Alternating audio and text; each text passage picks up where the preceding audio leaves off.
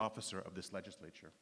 I believe that part of my job is also to ensure that those here in attendance understand what is going on.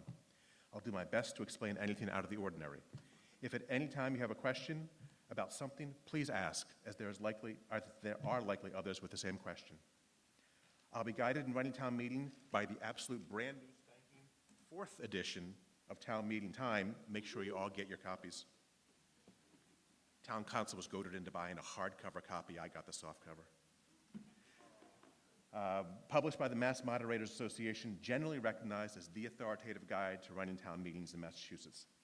Joining me at the front of the auditorium are members of the school committee, members of the select board, members of the finance committee, town council Lisa Mead, town manager Michael Herbert, soon to be former assistant town manager Jen Ball, treasurer, collector, finance director Cindy Sincata, and Ashland APS superintendent Jim Adams. With me on stage, back there, are town clerk Cindy Livingstone and deputy town clerk Chris Sullivan. This meeting is being broadcast live and recorded for later rebroadcast on WACA-TV. Welcome to those watching us. When you checked in this evening, you received a green index card or piece of paper. It is important that you hang on to this card, as you will not be able to vote without it.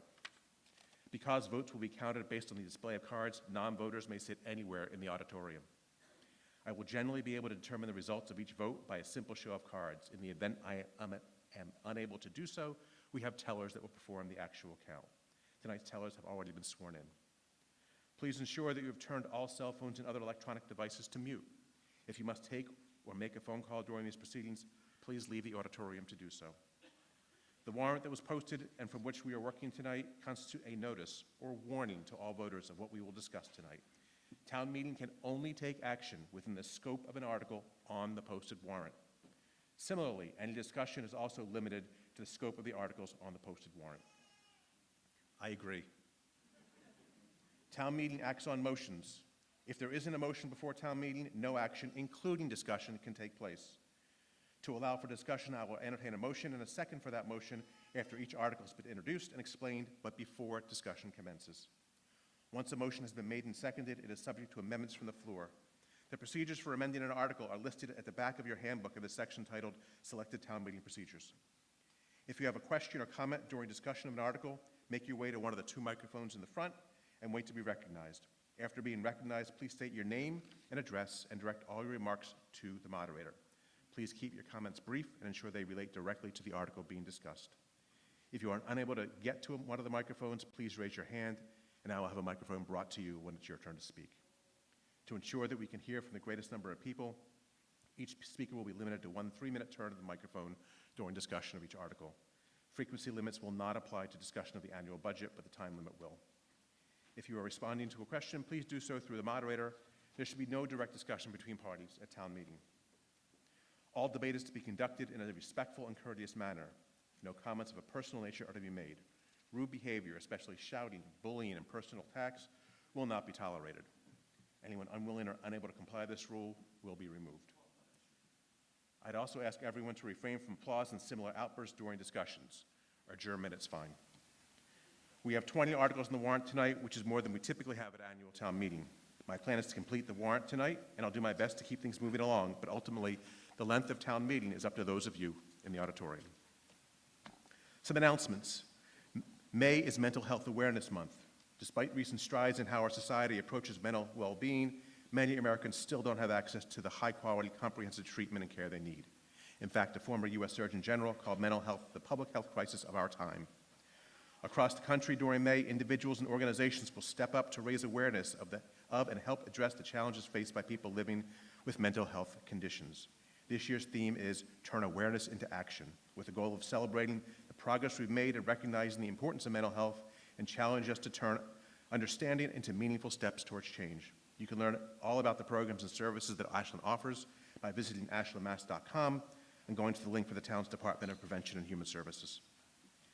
Annual town elections are 2 weeks from yesterday on May 20th.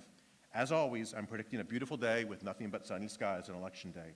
So I'd urge everyone to get out the vote, and when you do, take your neighbor or 2 with you. Everyone votes here at the high school, and polls are open from 8 a.m. to 7 p.m. In-person early voting will be held Wednesday, May 14th, next Wednesday, from 8 a.m. to 7 p.m. at Town Hall. You may also apply for a vote-by-mail ballot by 5 p.m. May 13th if you are unable to be at the polls on Election Day. The deadline to register to vote is this Friday at 5 p.m. Final announcement, there are 2 vacancies on the Finance Committee. One is an immediate opening for a term that runs through June 30th of next year, and one for a full 3-year term beginning July 1st. If you're interested in serving, please complete a talent bank form on the town's website. I aim to fill the immediate vacancy as soon as possible, so please get your talent bank forms in. Moderator's motion. The moderator's motions are listed in your handbook on page 4. They're the same standard motions that we approve each town meeting, so I'll ask to address them as a group. Do I have a motion to approve the moderator's motions 1, 2, 3, and 4 as printed in the handbook? Is there a second? All in favor, please raise your cards. Thank you. And opposed? That passes, but not unanimously. On to our business for the night.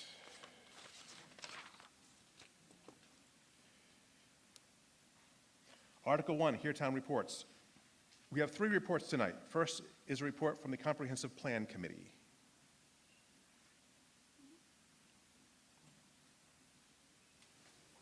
And please feel free to turn the microphone around so you don't feel like you're facing everyone. Or take it down, that's fine too. Take it down. And turn around, you said? You just pull it up, pull it forward.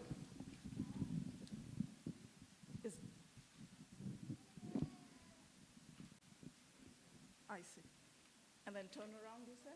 You can, yeah, just whatever you're more comfortable doing. Okay. Thank you all. I'm Rajeshri Ghosh, and I've lived in Ashland since 2006, and I've served on several committees and community groups. Currently, I'm one of the 2 co-chairs of the Comprehensive Plan Steering Committee. The other is Stacy Grant. She's right here, and she'll talk about it in a little bit. This committee comprises 29 representatives from town committees, 2 members from the Select Board, 2 members from the Planning Board, and representatives from 6 precincts. I represent Precinct 5. Together, we form the Comprehensive Plan Steering Committee. We meet every 3rd Thursday of the month. The meetings are hybrid, and it's open to the public. Our agenda minutes are all available on the town website. Our role as co-chairs has been to enhance the committee's effectiveness through developing agenda, coordinate between members and meetings, between town officials and consultants, moderate discussions, and encourage follow-through of action items.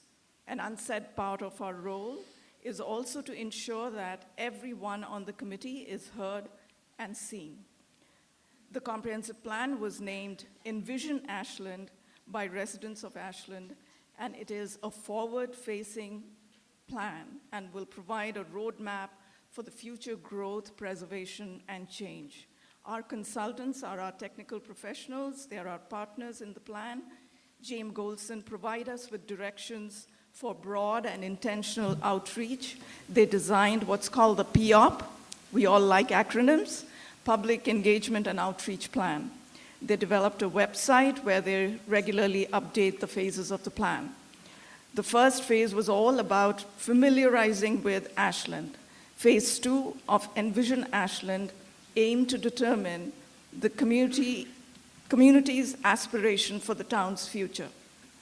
They implemented 3 engagement tools through the winter and spring of 2024 to understand the community members' hope, what community members hope Ashland will look and feel like in 10 years.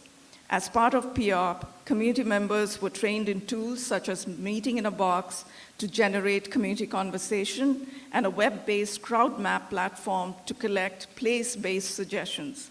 Members of the committee reached out to residents for their inputs. We showed up in every town event, athletic fields, coffee shops, Dragonfly Festival, farmers market, committees, boards.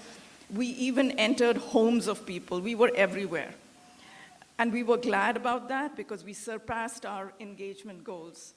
As a deliverable, aggregated community engagement summary was developed and shared with the residents. Last summer, JMG facilitated a workshop with the steering committee to draft the vision, core themes, and goals.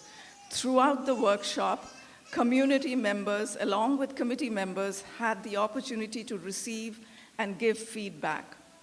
These sessions were critical and allowed us to reflect on Ashland's collective priorities regarding demographics, economic conditions, open spaces, municipal facilities, land zoning, and so on. Once the vision, core themes, and goals were drafted, surveys were sent out to the public for additional output. In December 24, technical working sessions brought together residents with technical expertise, along with town officials, department managers, and local board and committee members to determine a list of preliminary strategies. The strategies are tactical actions that we would look to do to meet our larger goals. Thank you, Rajashri. As she mentioned, I'm Stacy Grant-Lewis. I'm also the co-chair of the steering committee. She spoke about what we've done so far, and I'm here to just chat about what we're doing currently and in the future. So I've been here since 2018, the end of 2018. I'm also the chair of the Ashland Cultural Council. And as you've just heard, we've come a long way in understanding what matters most to you guys, to our residents. Right now, we're in the crucial phase of refining the strategies that will guide Ashland's growth over the next decade.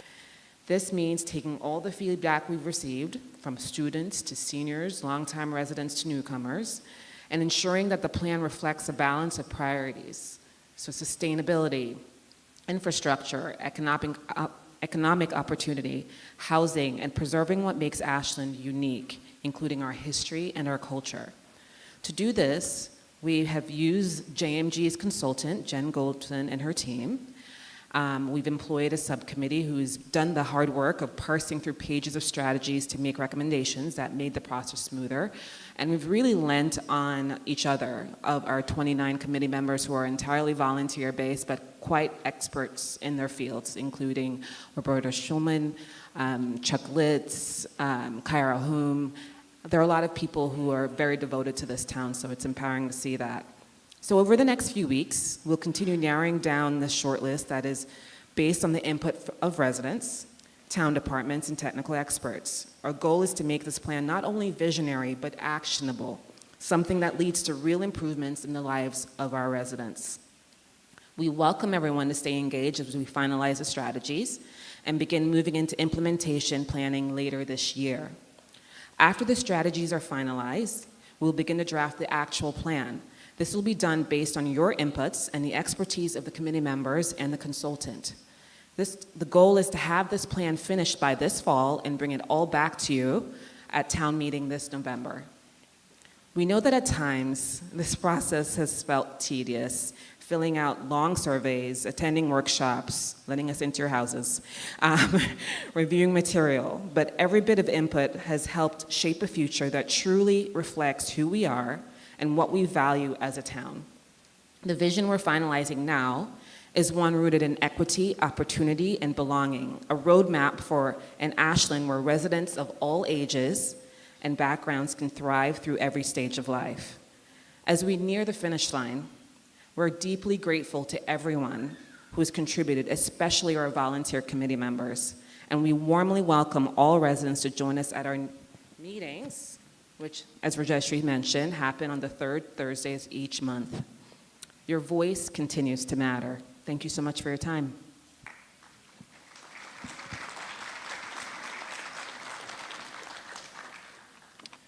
Next up is the school committee, and Superintendent Adams will be giving remarks for the school committee. Thank you, Mr. Moderator. Is this okay if I sit back? Can everyone hear me this way so it's not perfect? The PowerPoint, is that? Michael, thank you.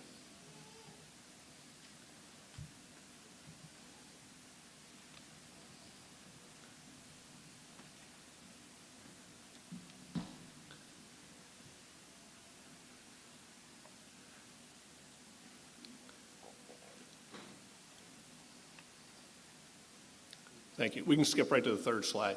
I'll make this quick as I recognize 20 warrant articles is a lot to get through in an evening, but I think it's, I apologize for the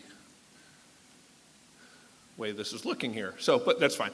I think it's important with the opportunity just to talk a little bit about the Ashland Public Schools and where we are and what we've been doing in the past year and a half. I think it's time we finally feel like we're out of the COVID era, if you will, and moving forward with our strategic objectives, where we're focused each and every day on doing what is best for all kids within our district.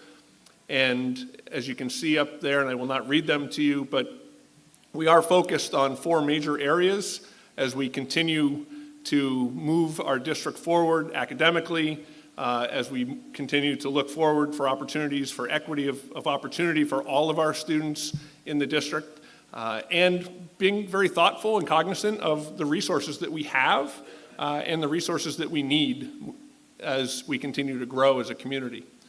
Next slide, Michael, please. So I want to just highlight a few things, and again, I'm not going to read them all to you, and it's hard to see. I can certainly tell. As you can see, people call this the new high school still.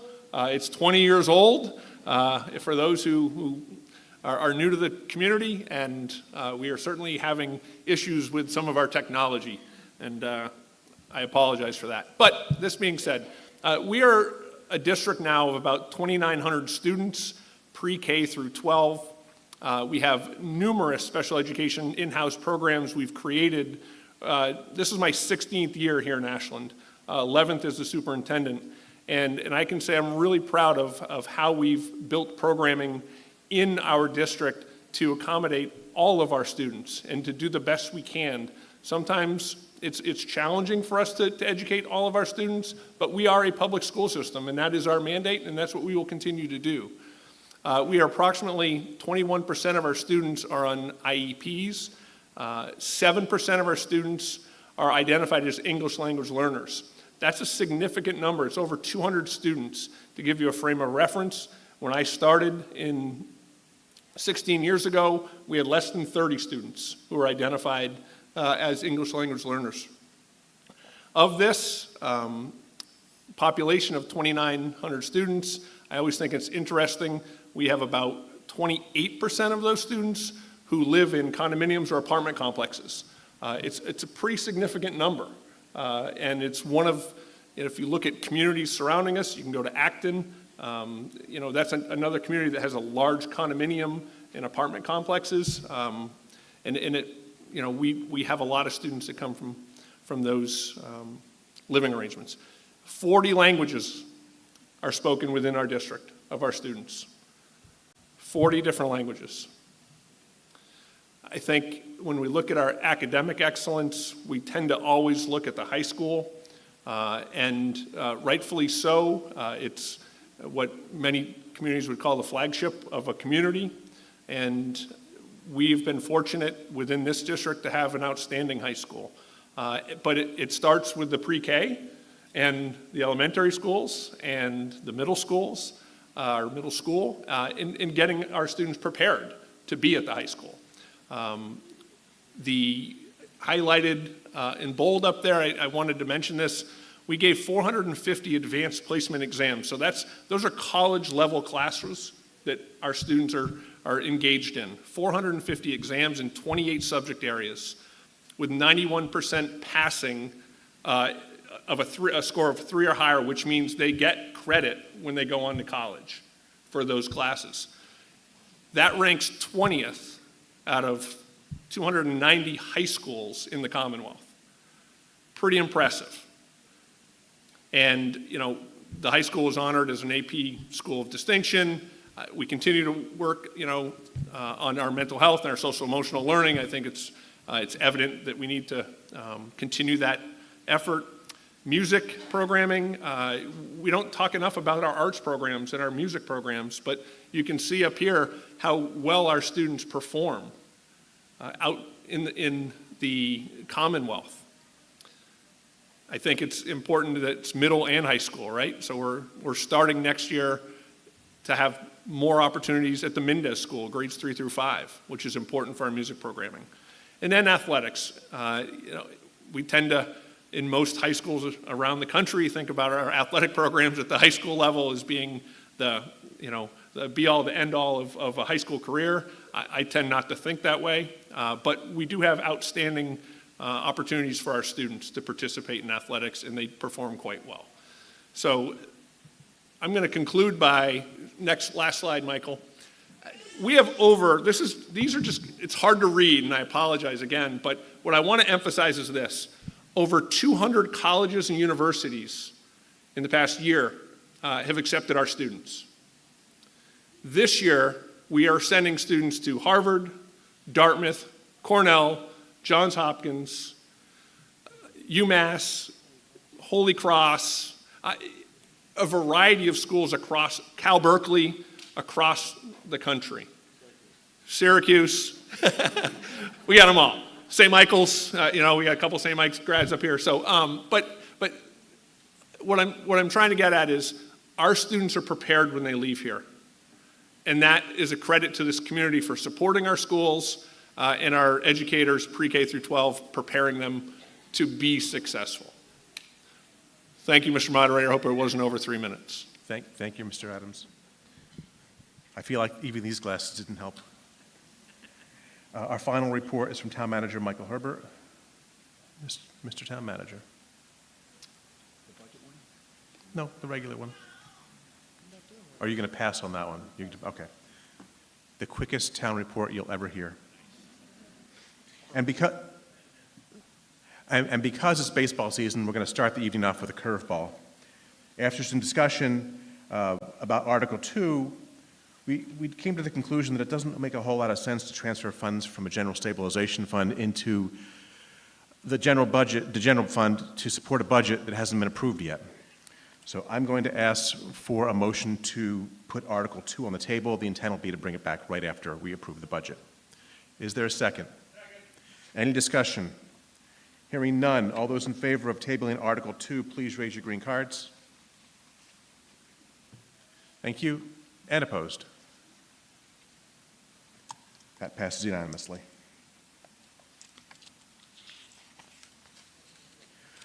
Article 3, transfer from the Special Education Stabilization Fund to the General Fund, sponsored by the Town Manager and Finance Director. To see if the town will transfer $300,000 from the Special Education Stabilization Fund to the General Fund, or pass any vote or take any action relative thereto. The Finance Committee recommends the town so vote. Mr. Herbert. Thank you, Mr. Moderator, and good evening, everyone. Thank you for spending a Wednesday night with us. As the moderator has noted, this is a transfer from the Special Education Stabilization Fund in the amount of $300,000. This is being used to help balance the FY26 budget. One of the primary drivers in some of our costs for the town are related to some of the out-of-district special education costs. So this is necessary to help maintain a balanced budget and maintain our commitment to our kids. Thank you, Mr. Herbert. To allow discussion, I'll entertain a motion that the town transfer $300,000 from the Special Education Stabilization Fund to the General Fund. Do I have such a motion? Discussion. Come up to a microphone. We can't hear you from back there.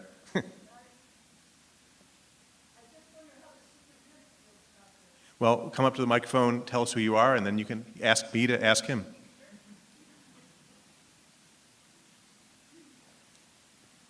Hi, I'm Penny Black, and I live in Ashland.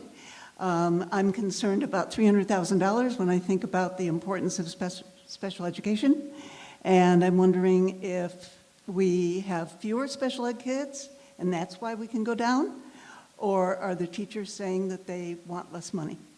This is going the other way. It's increasing funding to special education. It's coming from the Special Education Fund to move into the General Fund to fund special education.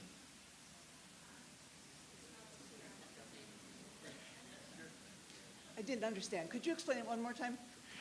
Mr. Herbert? Sure. It's actually a good question. Thank So you. what we do each year in the fall, when we get what's known as our free cash appropriation, is we take some of that money and put it in this Special Education Stabilization Fund.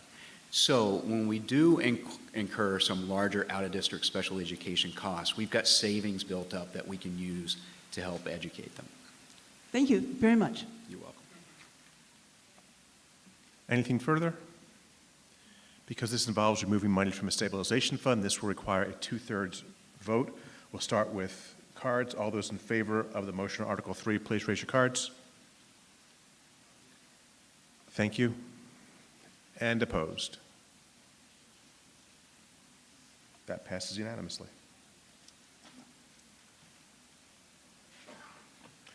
Article 4, fiscal year 2026 budget, sponsored by the Town Manager, Finance Director.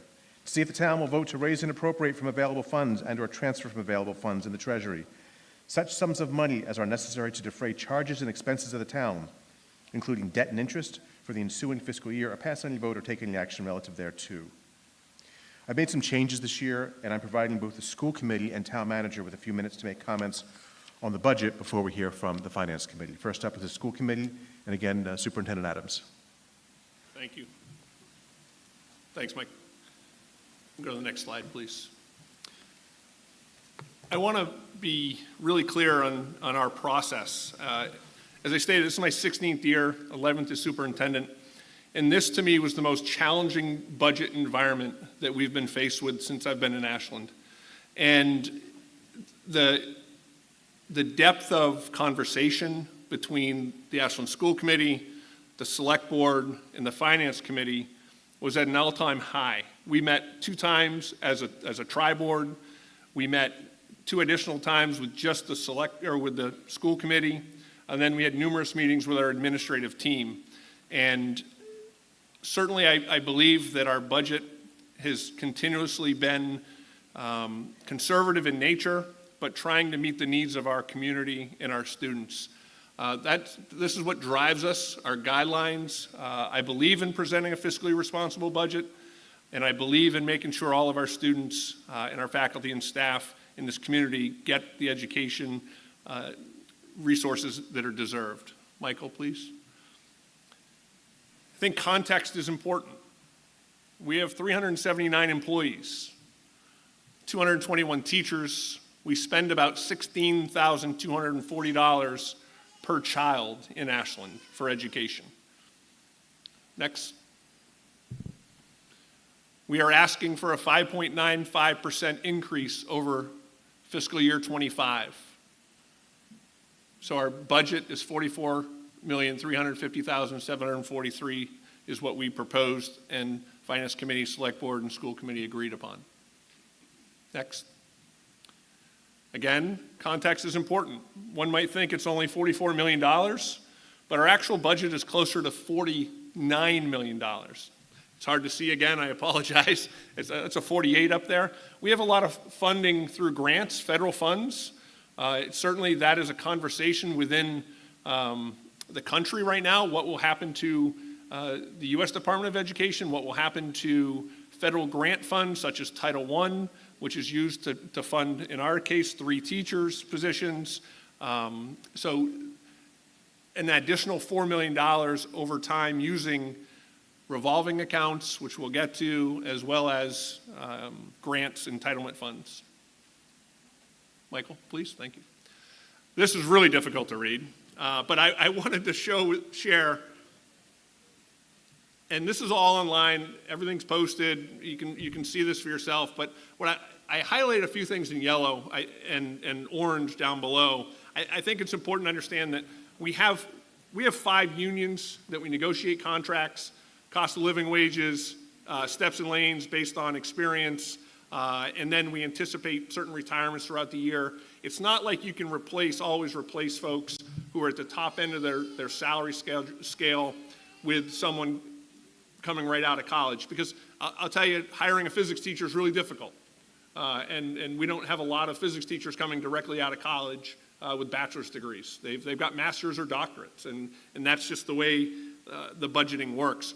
But in orange, you'll notice we have approximate savings of $489,000 in staffing this year. That's a result of 13 less staff we'll have next year because of retirements, because of non-replacement of positions, and because of cuts that we've made. What I want to emphasize is we have not cut positions that will impact students in the classroom. They could be administrative positions, which we have reduced as well, and/or positions that we've had previously that we no longer need because of the need of the students. And the last thing is transportation. transportation's increasing by about $776,000 in the operating budget, because last year, we took $776,000 of our transportation revolving account. We charged $300 to use the bus. We use those funds to offset transportation costs. And last year, we used the revolving account. We can't do that continuously, or we won't have the revenue to pay for it. Next slide. Student enrollment, we're staying pretty flat in red, 28, 30, 31. That doesn't include, you saw the number earlier, the pre-K is not included in that number. That's why the number I showed earlier has the pre-K. There is a bump in a couple years, looking down at 27, 28, about 2,800 kids, K through 12. Next, please. Thanks, Mike. We talk about value. This is what we spend, $16,240 per child. This is where we land when we're looking at across the state, our Metro West area, and like districts, if you will, that the state says are similar demographics to us. We're still at the bottom of the list in terms of what we spend per pupil. Significant. Yes, please. To answer the question about special education, it was a great question, and the reason why we're asking for that $300,000 transfer is you can see the cost of special education out of district students that we are not able to educate in our community. No matter what programs we've created, we might have students who have to be in a school for the blind or a school for the deaf. We don't have those types of programming. Well, they're costly because there's transportation involved, there's separate schools that are residential sometimes. So as you can see, our numbers have gone down, but the cost is up about 20%. So private residential schools or private special education schools are not subject to that 2.5% tax base or rate increase that communities are, subject to. And I think the next slide might be it. So revolving accounts, we talk about how are we spending the money that comes in, school choice funding. So we have students who come into Ashland who are school choice students. We can use those funds to help offset our budget. So as you can see, we're anticipating using $3.3 million of revolving accounts next year.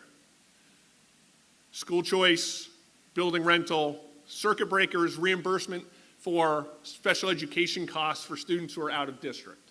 It's not a full reimbursement, it's a partial reimbursement, so we gotta be, it's really complex, and I don't have time to explain it, but if you ever wanna know, swing by my office, and we can sit and talk. And our revenues are starting to decrease. School choice revenues, we had this, a number of years ago, we stopped adding school choice seats because our growth was significant here, and we didn't have room. We're adding more seats back in now, but that doesn't mean they're going to be filled. So as you can see, we're going from 5.5 million FY25 balance down to 4.5. Extrapolate that out in a couple more years, and those revolving accounts are gone. And that means cuts will occur because school choice is funding 8, 10 teacher positions.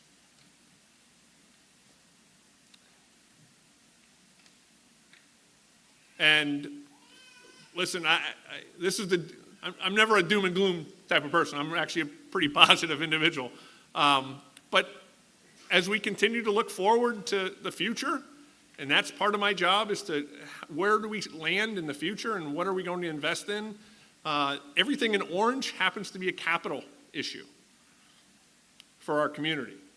Whether they're boilers, keeping the Pitaway warm, building from 1927, sometimes things break.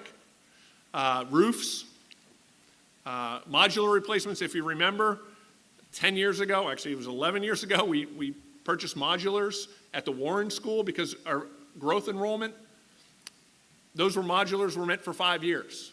We're 11 years in now, folks.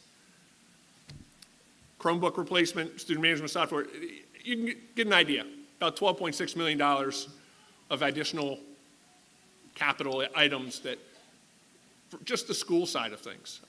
And you know, it's a challenge for sure. I think that was it, Michael. So, but I want to end by just saying, from a budgetary standpoint, I'm really thankful to be in the community I'm in. And this community has supported the Ashland Public Schools and our budget. Again, for my 11 years as superintendent, everyone has been supportive of what we're doing, and I couldn't be more thankful to this community, to Michael, to the select board, to the finance committee, and the school committee for continuing to advocate for our youth and building the programs that we have and need. So thank you. Thank you, Mr. Adams. Mr. Herbert. Thank you, Mr. Moderator.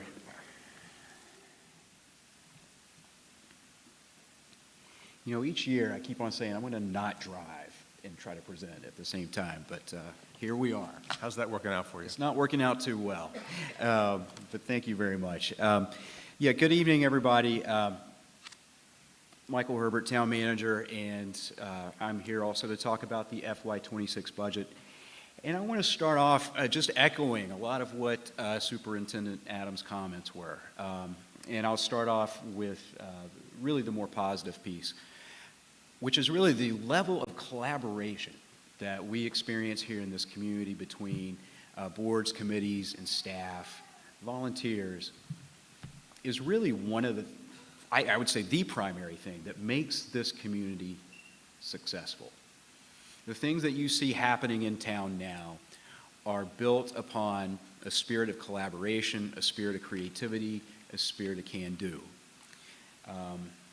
And that's the positive piece. Because generally I try to take an optimistic stance towards things, but also, as Superintendent Adams said, this has been the most challenging budget year that I've experienced in my 10 years as town manager and my 12 years in this town. Before I was town manager, I was also the finance director. And, you know, when you get into budget challenges, there are two ways you can address those, and you hear those constantly. You either increase revenues or you cut expenses. You know, this year for the FY26 budget, we're looking at significant financial challenges. To the tune of actually $2.7 million, using $2.7 million in one-time funds to balance the general fund budget this year. $2.7 million out of an $82 million budget. And what do I mean by one-time funds? I'll get into a little bit of detail about what those are, but one-time funds is revenue or money that you have that you do not get on a recurring basis. There are savings, if you will, so if you liken it to your household budget, you know, the money you put in your savings account, the money that you save, you keep that for a rainy day. You know, if you put $100 into your savings account and you need to use that the following year, guess what? You don't have that $100 the year after. So if you have a deficit driving the need for that $100, you either need to address that you have to address that deficit or find $100 somewhere else, or you have to make the cuts somehow. And what we've done here in Ashland, again, using collaboration and creativity, we've been able to find a way to make things work. But quite frankly, folks, I'm out of silver bullets. We've done things like move to the GIC, which has saved us over $8 million since the time that we moved. We have consolidated positions. We have consolidated, like our IT department, we actually share that with the school department as well. We're one of the few communities in Massachusetts that do that.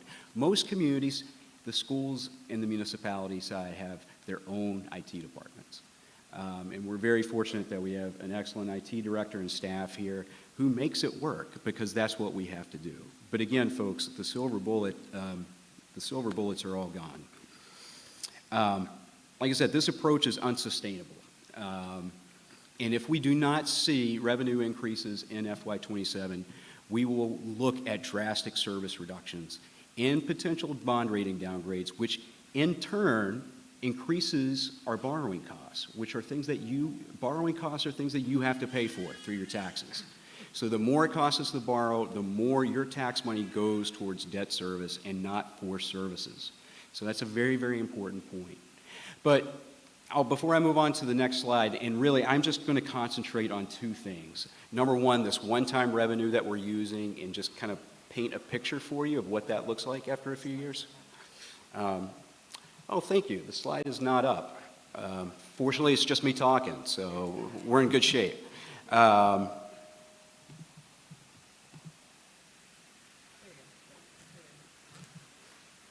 See, I can even go on to the next slide. But yeah, I'm going to focus on the one-time revenues, and then I'm also going to start focusing on the things that we're not able to do to provide the services that we need to do. These are not extras. These are base level service expectations that we can't meet due to budgetary considerations. And before I move on, I'm going to ask you one question. I'm going to ask you just put yourself in the position when you make a call to DPW or, the fire department, or you try to go pay a bill at town hall and not being able to get the service or the response that you need, not necessarily that you expect, but that you need. I want you to put yourself in that position and think about that. And I'm not trying to do fear-mongering or anything. That is the reality that we are facing, folks. That is the reality that we are facing. One-time funds, this is a little hard to read too because of my great shadowing technique. I will not say this is about technology. This is all about my presentation skills, my PowerPoint skills. But these are some of the one-time funds that we're using to balance the budget this year. $300,000 in the SpEd Stabilization Fund. $150,000 in overlay surplus, and we're actually very, very grateful to the Board of Assessors for releasing that and allowing us to use it to balance the budget. But then we're also using $2.2 million of our stabilization fund. That's our rainy day fund, folks. $2.2 million. We have a balance of about $8 million there. So let's play that out. Costs rise, and we're facing the same pressures that you are in your household. Inflation is a killer. Like I said, just like you're facing with your household budgets. But if we continue down this road and we continue to drain the stabilization fund, we're going to be out of money in the stabilization fund in 3 years, and we will have nothing in case of severe emergencies. And let's not forget, there's things happening at the federal level, trickling down to the state level, which will eventually trickle down to the local level that will impact our budgets. So that's what we're using in terms of big one-time revenue sources. But as the superintendent also mentioned, we're utilizing revolving funds as well. And revolving funds are specialized funds for certain activities, but we're drawing from some of those to help balance the budget in those departments as well. Again, it's completely unsustainable. So again, that's the one-time revenue that we're using this year, and I just want to say, we're doing it this year because we needed a bridge to think of a larger solution, a bigger solution, but that solution and that discussion has to start now. It has to start after this town meeting.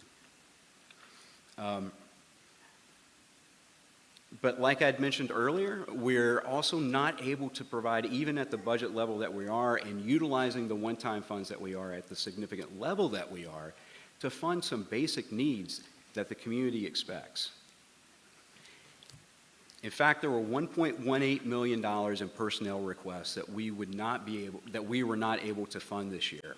Critical staffing shortages that we have throughout town. We have $209,000 in operational needs, like equipment and services that we're not able to use. And like I said, not able to fund, excuse me. And as I mentioned before, this is all still while using $2.7 million in one-time funds to help balance the budget. And before I move on, I'll just take a little aside and just, explain very briefly what is causing this deficit, driving this deficit. And like I said, it's inflation mostly. Our health insurance budget went up 12%. That's similar to all around the Commonwealth that we're seeing. And also our pension assessment went up almost $300,000. Those two items alone make up the entire amount that we get in the 2.5% increase that we see in the tax levy. So before all is said and done, those fixed costs, those things that we are obligated to pay for, took up all the additional tax revenue that we got from the 2.5% increase. Sorry, I just wanted to make that explanation. Just getting back to some of the unfunded personnel needs, we're looking at $472,000 in police and fire positions. We wanted to hire 4 more firefighters to help mainly staff another ambulance so we could service the community. We wanted to fund 2 police officers dedicated to traffic enforcement. Chief and her team have done a great job of increasing enforcement with the resources that we have, but as you know, speeders are all over this town in different places, and keeping up with them is a difficult task. $227,000 in administrative support. You know, some people might not think that that's important. I can tell you, being on the front lines, that is absolutely critical. We can't do what we do unless we have that back-end support that's so critical to making this community go. If you look at things like the library and the senior center, we're not able to fund $148,000 in critical needs. And then operations, just looking at like DPW and facilities and planning, $222,000 in needs that we weren't able to fund this year. Folks, these are needs. We had a meeting with our department heads. We invited members of the select board, the finance committee to hear, and they give an explanation of their budget requests. And these aren't really extras. These are things that we just need to provide services to the level of expectation that people provide. And I'll just give you some more staff hour increases that weren't needed, or that were needed but unfunded. So again, in the police department, we could have used another $100,000 for overtime and other incentives. And these incentives, you know, we incentivize people to get trained in certain specialties, learn certain skills, certain techniques. Also, overtime is a very, very necessary component of a budget, especially in our public safety departments, in order to maintain a robust staffing level throughout the 24-hour cycle. Remember, most of us with, 9 to 5 jobs, go home at the end of the day. Police and fire and DPW a lot of times become a 24/7 operation. The building department, we have $40,000 to convert a part-time inspector to full-time. I mean, this is a very part-time inspector. I mean, we have one full-time building inspector who is also the building commissioner, who is also the zoning enforcement officer, who also does capital projects. You know, the person, you see the work being done on Town Hall, he's supervising that. The person who did the work, he was the same person who did the work on the Valentine barn or managed that. One person's doing all that. $30,000 in the library for increased staff hours for programs and substitutes. And then conservation, $28,000 to increase the part-time agent hours. We just have a full-time. Different than like the school department where you have multiple teachers, maybe multiple positions in different grades and different departments. A lot of times we only have one in each department, maybe 2. That person is the department head, the assistant department head, and the clerical staff all in one. So we don't necessarily have a lot of room to cut. But anyway, obviously when we get to the budget detail, we will be able to answer any questions that you might have regarding some of those numbers. But again, I just want to send a very serious message and a very somber message to town meeting about our financial condition. And I think we've done a remarkable job with what we have. We have a AAA bond rating. We're able to do some of the things that the community wants. But if you want to continue to see sidewalks being built, you want to continue to see parks, trails, property being purchased to protect open space, we need to start having that conversation now in order to be able to continue it. Thank you. Thank you, Mr. Herbert. As is our custom, we will now hear from the Finance Committee. Mr. Warnetsky. Good evening, Ashland. My name is Jonathan Moore. Mr. Moore, sorry. You're all good. Thank you, Mr. Moderator. I'm the Vice Chairman for the Town of Ashland Finance Committee. For those of you who don't know, the Finance Committee is the authorizing body for expenditures from the Reserve Fund, funds set aside within the budget for extraordinary or unforeseen expenses, including deficits in snow and ice operations. The Finance Committee reviews all articles within the town warrant and referendums, deliberates and provides recommendations for each. We also hold annual meetings with department heads to examine operating budgets and evaluate requests. 4 years ago, in the wake of the COVID-19 pandemic, the town of Ashland took proactive and prudent steps to stabilize its finances. We drew from the Stabilization Fund, our rainy day reserve, in anticipation of revenue shortfalls. Thanks to strong fiscal management of Michael Herbert and his team, those funds were fully replaced in a record time. Those actions, combined with the years since of disciplined budgeting, helped affirm Ashland's AAA credit rating by Standard & Poor's. This is a distinction held by only a select number of municipalities across the Commonwealth. This rating is more than a number. It's a reflection of the town's reputation as a strong fiduciary steward and a leader in responsible municipal finance. However, we are now entering a new and more difficult phase. The challenges we face today are structural. They are not temporary. While one-time funds and stabilization reserves have helped us manage recent deficits, continued reliance on these sources is unsustainable. The Stabilization Fund cannot serve as a long-term solution to growing annual budget gaps. Without action, Ashland will face increasingly difficult choices that will affect core services and operations.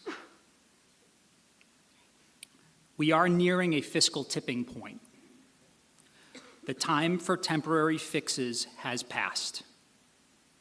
Decisions must be made soon to address the imbalance between expenditures and revenues.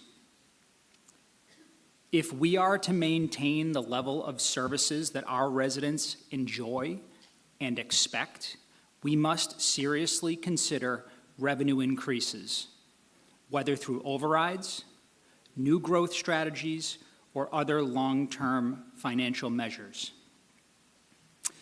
The Finance Committee remains committed to supporting responsible policies that protect Ashland's financial integrity and long-term prosperity.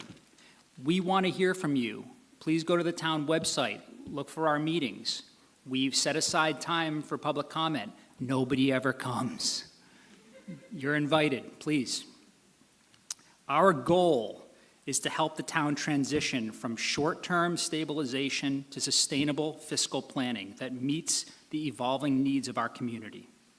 Thank you, and go Clockers.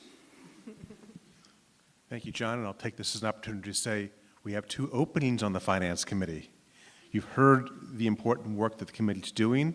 If you want to be involved and help make those decisions, there are 2 openings. You might have heard that before. I won't say it again tonight. Town website, talent bank form. Voting on the budget is a 2-step process. First, we will review and vote on the appropriations for each of the various accounts. After action has been taken on the accounts, we will vote on the overall budget motion. I will start by reading the names of a series of accounts. If you have a question or comment on a particular item, yell out, "Hold." In this case, it's okay to yell. After voting on all unchallenged line items, we'll go back and discuss any that were held.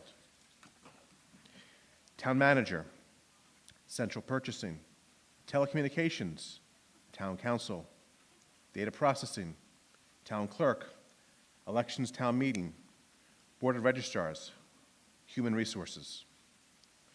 All those in favor of the unchallenged items, please raise your cards.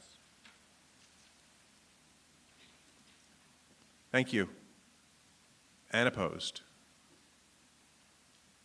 That passes. Town accountant, assessor's office, treasurer. All those in favor of the unchallenged items, please raise your cards. Thank you. And opposed? I see one unopposed, but it passes.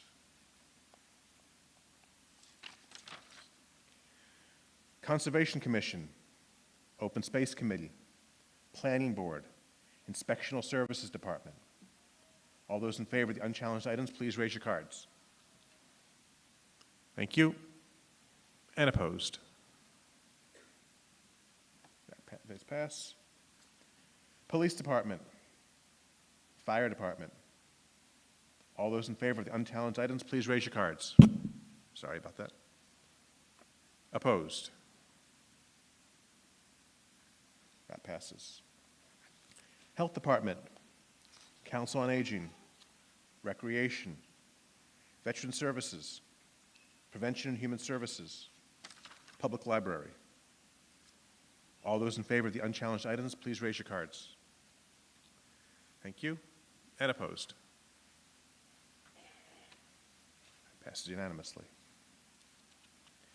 Public Buildings and Property Maintenance, DPW Administration, Highway, Snow and Ice Removal, Highway Street Lighting, Highway Combined Fuel, Cemetery, Parks, and Trees. All those in favor of the unchallenged items, please raise your cards. Thank you. And opposed? Those pass. School Department, Keefe Tech Vocational School. All those in favor of the unchallenged items, please raise your cards. And opposed? That passes. Total debt. All those in favor, please raise your cards. Thank you. And opposed?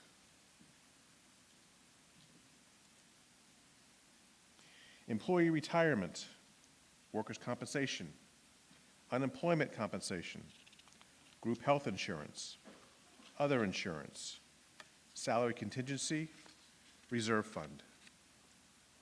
All those in favor of the unchallenged items, please raise your cards. Thank you. And opposed? Now we'll move to the enterprise funds. Water enterprise, sewer enterprise, trash collection, field management, cable access, stormwater. All those in favor of the unchallenged items, please raise your cards. Thank you. And opposed? It passes, but not unanimously. We've approved the individual line items in the budget. Now we need to approve the overall funding mechanism. For that, I'll entertain a motion for the general fund that the following amounts be transferred from the respective accounts: EMS revolving, $200,000. Dog licenses, $25,000. Recreation revolving, $12,975. And that the balance be raised and appropriated, $79,331,386. For the water enterprise fund, that $3,953,249 be raised through the water rates. For the sewer enterprise fund, that $6,365,469 be raised through the sewer rates. For the rubbish collection enterprise fund, that $1,800,000, I've got a wrong number here. What's the D, what is the correct number? 1867011. I have an extraneous number. $1,867,011 be raised to the solid waste rates. Apologies. For the Fields Management Enterprise Fund, $114,933 be raised through fees for field usage. For the Cable Access Enterprise Fund, at $390,000 be raised to the cable franchise fees. For the Stormwater Enterprise Fund, at $405,255 be raised through stormwater fees. 405. 406,255. Not my finest hour transcribing these. The 406,255 be raised to the stormwater rates. Again, apologies. For the Economic Development Special Revenue Fund, that $338,593 be appropriated from availables and meals tax funds. Do I have such a motion? We've already had the discussion, so we'll go right to a vote. This will require a simple majority. All those in favor, please raise your cards. Thank you. And opposed? Passed unanimously, and we have a budget. At this point, I'll entertain a motion to remove Article 2 from the table. Do I have such a motion? Discussion? All those in favor, please raise your cards. Thank you. And opposed? That passed unanimously. Article 2, transfer from the General Stabilization Fund sponsored by the town manager to see if the town will vote to transfer available funds from the General Stabilization Fund to support the FY26 general fund budget or pass any vote or take any action relative thereto. The Finance Committee recommends the town approve the transfer of $2,256,720 from the General Stabilization Fund to defray charges and expenses of the town, including debt and interest, for the ensuing fiscal year as set forth in the FY26 general fund budget. Mr. Herbert.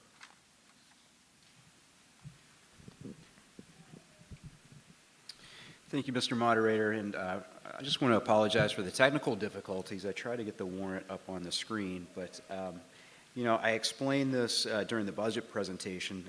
We are looking to transfer $2,256,720 from our General Stabilization Fund into to help support the general fund budget. Currently, we have a balance of $7.9 million.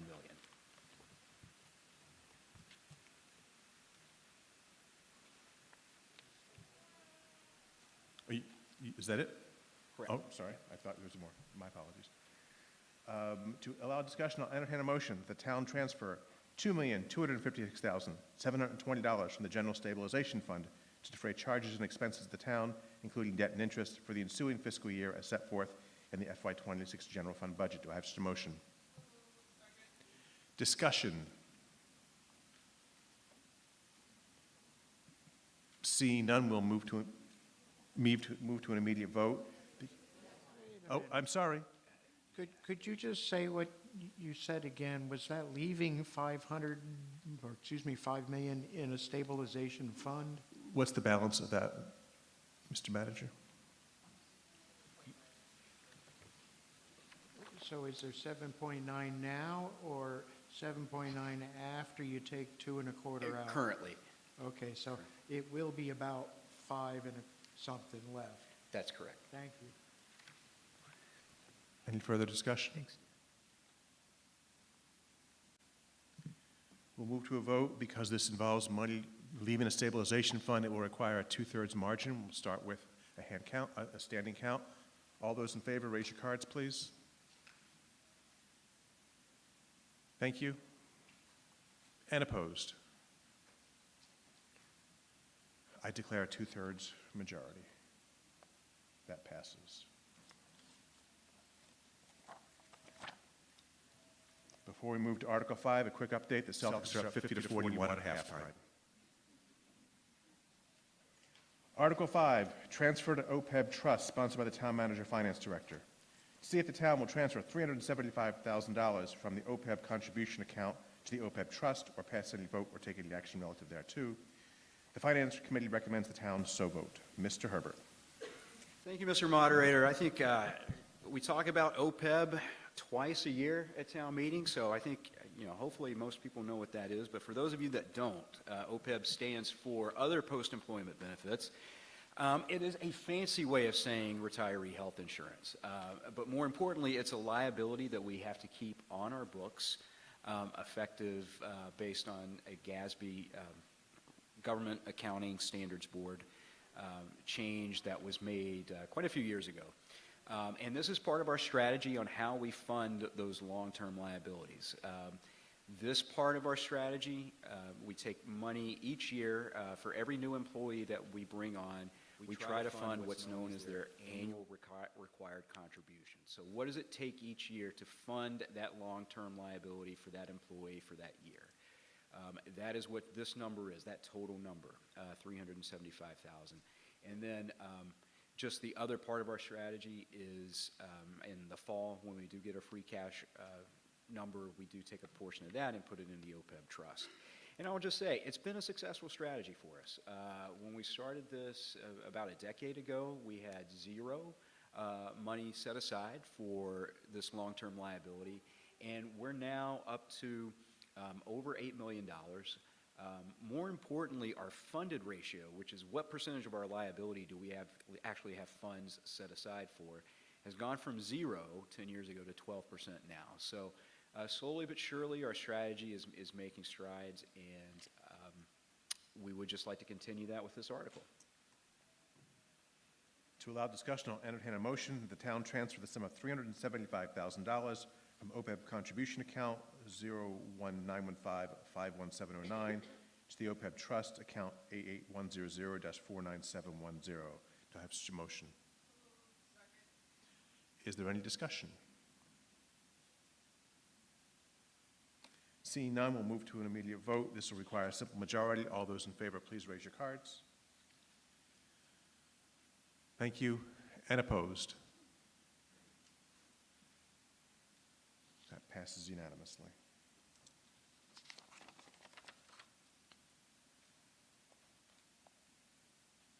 Article 6, annual consent article for general items.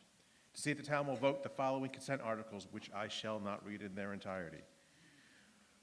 1, grant program authorization. 2, road contracts. 3, contracts in excess of 3 years. 4, lease purchase agreements. 5, revolving funds. 6, grant easements. The school committee recommends the town approve Article 5 as set forth in the warrant and set the maximum amount that may be spent on revolving funds in subsection 5 of Article 5. Given the routine nature of the items contained within consent articles, they are normally voted without discussion. As such, I will ask for a motion and then move directly to a vote. The motion I will ask for, that the town approve Article 6 as set forth in the warrant and set the maximum amount that may be spent on revolving funds in subsection 5 of Article 6 as follows. And none of these numbers have changed since last year. Senior program revolving, $25,000. Town building rental, $75,000. Town of Holliston animal control revolving, $114,000. Library materials replacement, $5,000. Hazardous waste revolving, $10,000. Sidewalk construction fund, $50,000. Guidance revolving fund, $50,000. Food inspection program, $20,000. Electrical inspections and gas inspection revolving fund, $150,000. Tobacco program revolving, $10,000. Ambulance revolving, $900,000.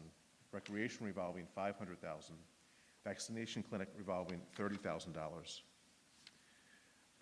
All those this will require 2/3 majority due to easements. We'll start with card count. All those in favor, please raise your cards. Thank you. Opposed? Article 6 passes unanimously. Article 7, annual consent article, Community Preservation Act items sponsored by the Community Preservation Committee. See, the town will vote the following items. Community Preservation Funds, FY26 annual appropriations. From FY26 estimated revenues to committee administrative expense, $72,747. From FY26 estimated revenues to Historic Resources Reserve, to Community Housing Reserve, and to Open Space Reserve, $138,218 each, and to Undesignated Budgeted Reserve, $967,528.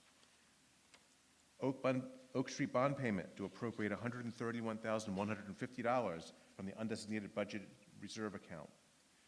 C, to High School Fields bond payment to appropriate $292,600 from the Undesignated Budgeted Reserve account. The Warren Woods bond payment to appropriate $148,125 from the following FY26 reserve accounts. Historic Reserve, $47,400. Open Space Reserve, $39,994. Undesignated Budgeted Reserve, $60,731. The Valentine Estate to appropriate $45,936 from the following CPA reserve accounts. Open Space Reserve, $6,564. Undesignated Budgeted Reserve, $39,372. Or pass any vote or take any action relative to thereto. The Community Preservation Committee recommends the town so vote. The Finance Committee recommends the town approve the CPC consent article as set forth in Article 7. As with Article 6, due to the routine and recurring nature of this article, I will ask for a motion and then move directly to a vote. I'll entertain a motion that the town approve the CPC consent article as set forth in Article 7. Do I have such a motion? This will require a simple majority. All those in favor, please raise your cards. Thank you. And opposed? That passes, but not unanimously. Article 8, appropriate CPA funds for the creation of the Ashland Arboretum, sponsored by the Community Preservation Committee. See if the town will vote to appropriate up to $500,000 for the creation of the Ashland Arboretum, and that to meet this appropriation, the sum of $200,000 be transferred from the Open Space and Recreation Fund, and $300,000 from the undesignated account from the Community Preservation Fund balance, with unexpended funds as of December 31st, 2028, being returned to their funding source, or pass any vote or take any other action thereon. The Community Preservation Committee recommends the town so vote. The Finance Committee recommends the town so vote. Mr. Ladd. Thank you. Aaron Ladd, Chair of the CPC Committee. I have a 2-year-old at home, and when I come home sometimes, it doesn't matter what I do. He just wants to say, no, Dada, I don't want to help you. And sometimes I get a warm welcome hug. I felt like hearing from the town manager and our school committee, it was the no, Dada, no, Dada, no, Dada. Hopefully this evening I can be the yes, Dada, I love you, I want to give you a hug. So I have some good news from CPC to present tonight. Article 7 really illustrates that CPC is, we have 2 bonds that will be paying off the next couple of years. Our revenues are exceeding our current spending limits. We're growing our available funds. So hopefully this is the good news of the evening and some of the fun projects we can do. Because of those proposed outlays and inlays, the 3 projects we have for tonight hopefully are some exciting improvements for town. The first one presented here is the Arboretum. So what you're looking at on the blurriest PowerPoint I've ever seen is a locus area of what used to be the Cadillac paint site. So along Elliott Street, heading towards Sherburne, about a quarter mile from the Sherburne line, there's a piece of property there highlighted in green. The town has cleaned up the property. We've put in some parking spaces. You can see in the aerial image that a rough cleanup of the area is commenced. I don't know if you can go to the next image or not. That's the image on the left is what it used to look like. I think that's 5 or 6 years ago. The image on the right is somewhere between 2020, so that's a few years ago. If you went there today, you'd see somewhere between. It's been kind of loosely cleaned up. If you go to the next slide. 2023, again, walking trails been inserted, some basic cleanup of the site. And the next slide. What we're planning to do. Make our first Ashland Arboretum. It's a really exciting project to put in gazebo, seating, tree species. I feel like Ashland is getting more Instagrammable, maybe because I'm a millennial, but either way, the bridge downtown, an arboretum. These are really exciting projects where people can really enjoy town, and I hope for your approval. Thank you, Mr. Ladd. To allow discussion, I'll entertain a motion that the town vote to appropriate $500,000 for the creation of the Ashland Arboretum, and that to meet this appropriation, the sum of $200,000 be transferred from the Open Space and Recreation Fund and $300,000 from the undesignated account from the Community Preservation Fund balance, with unexpended funds as of December 31st, 2028, being returned to their funding source. Do I have such a motion? Discussion.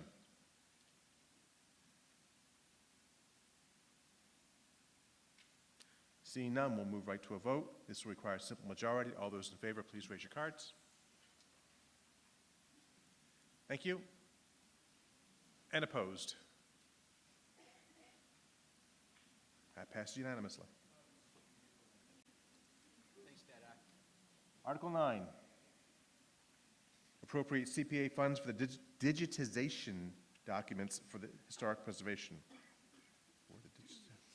To see if the town will vote to appropriate up to $110,000 for the digitization of the Town of Ashland records for historic preservation, and that to meet this appropriation, the sum of $110,000 be transferred from the Historical Resources Reserve account from the Community Preservation Fund balance, with unexpended funds as of December 31st, 2028 being returned to their funding source, or pass any vote or take any action, other action relative thereto. The Community Preservation Committee recommends the town so vote, as does the Finance Committee. Mr. Ladd. I wish I had as good of pretty pictures to show for this, but working with the town clerk on, ironically, a motion after planting trees of working on removing paper records to make them digitized. This is something that a lot of towns have done. This is really a saver for, long-term record keeping, reducing of paper waste. This is something that probably been done a long time ago, and hopefully will help Cindy for a long time to come with digitizing a record so people can look them up, know them in a digital format. To allow discussion, I'll entertain a motion. Yes, wait a minute. Oh, you weren't done. No, I didn't start. I wasn't told it was a two-part. I apologize. Curtis Hoffman, 58 Hilldale Road. I, as a recovering archaeologist, have provided the town planner with a series of records of pre-European archaeological sites within the town. These records are not to be available except on a need-to-know basis. And so I don't see that those would be included in what gets digitized for public consumption. Dr. Hoffman, this isn't discussion. Yeah. It's not discussion. We haven't gotten there yet. Oh, sorry. So I thought you were part of the presentation. So just erase that from your memory banks. Don't go too far, Dr. Hoffman. To allow discussion, I'll entertain a motion to see if the town will vote to appropriate up to $110,000 for the digitization of the town of Ashland records for historic preservation, and that to meet this appropriation, the sum of $110,000 be transferred from the Historic Resources Reserve account from the Community Preservation Fund balance, with unexpended funds as of December 31st, 2028, being returned to their funding source or pass any vote or take any action thereon. Do I have such a motion? That's your cue, Dr. Hoffman. Thank you. Curtis Hoffman, 58 Hilldale Road. As a recovering archaeologist, I have, you really want me to do this, right? Okay. I have provided the town planning office with a series of paper records of pre-European sites within the town. These are only available on a need-to-know basis and therefore should be excluded from the digitization project, because that's the conditions under which I obtained them from the Massachusetts Historical Commission. So is there a question there or a statement? It's just to advise the project managers of this very worthwhile project that there are certain records that should not be made digitized and available to everyone because they are more sensitive records. Oh, thank you, Dr. Hoffman. They are not included. We're doing vital records and archive meeting minutes.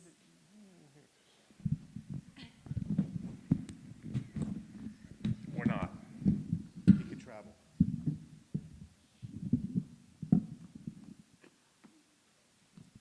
Those would not be included. We're doing archived vital records, meeting minutes, town meeting minutes, stuff like that. Important stuff. No, I'm only kidding. No, I mean like stuff that people would want to look up online. So, yours is very important, but it will not be included.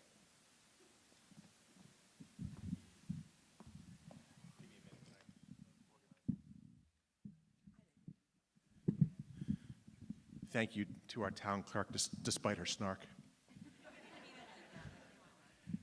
Did you have a comment, Mr. Herbert? Okay, I thought you did. Any other discussion?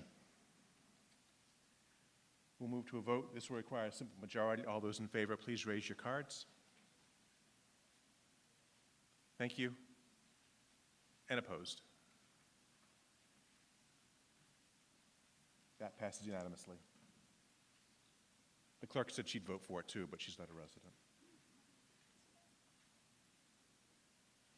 Article 10, appropriate CPA funds for additional funds for the dog park site improvements. To see if the town will vote to appropriate up to $60,000 for the Ashland Bark Park site improvements. And that to meet this appropriation, the sum of $60,000 be transferred from the Open Space and Recreation account from the Community Preservation Fund balance with unexpended funds as of December 31st, 2026. Is that correct, 2026? 2026 being returned to their funding source or pass any vote or take any other action thereon. Both the Community Preservation Committee and the Finance Committee recommend the town so vote. Mr. Ladd. The reason for being 2026 is several years ago, the CPA approved funding for an original project, and so this is an add-on to that project, so we kept a similar timeline for completing the project. So that project has, if you're not familiar, we're looking to build a bark park, dog park along Memorial Drive across from the middle school, and that site now has full budgeting, as we've talked about all night about inflation costs. This also covers the entire site improvements for that project and gets it to its completion by the end of next year. Thank you, Mr. Ladd.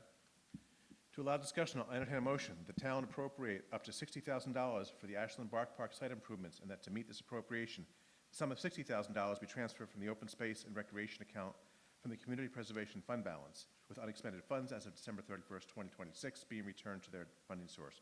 Do I have such a motion? Discussion.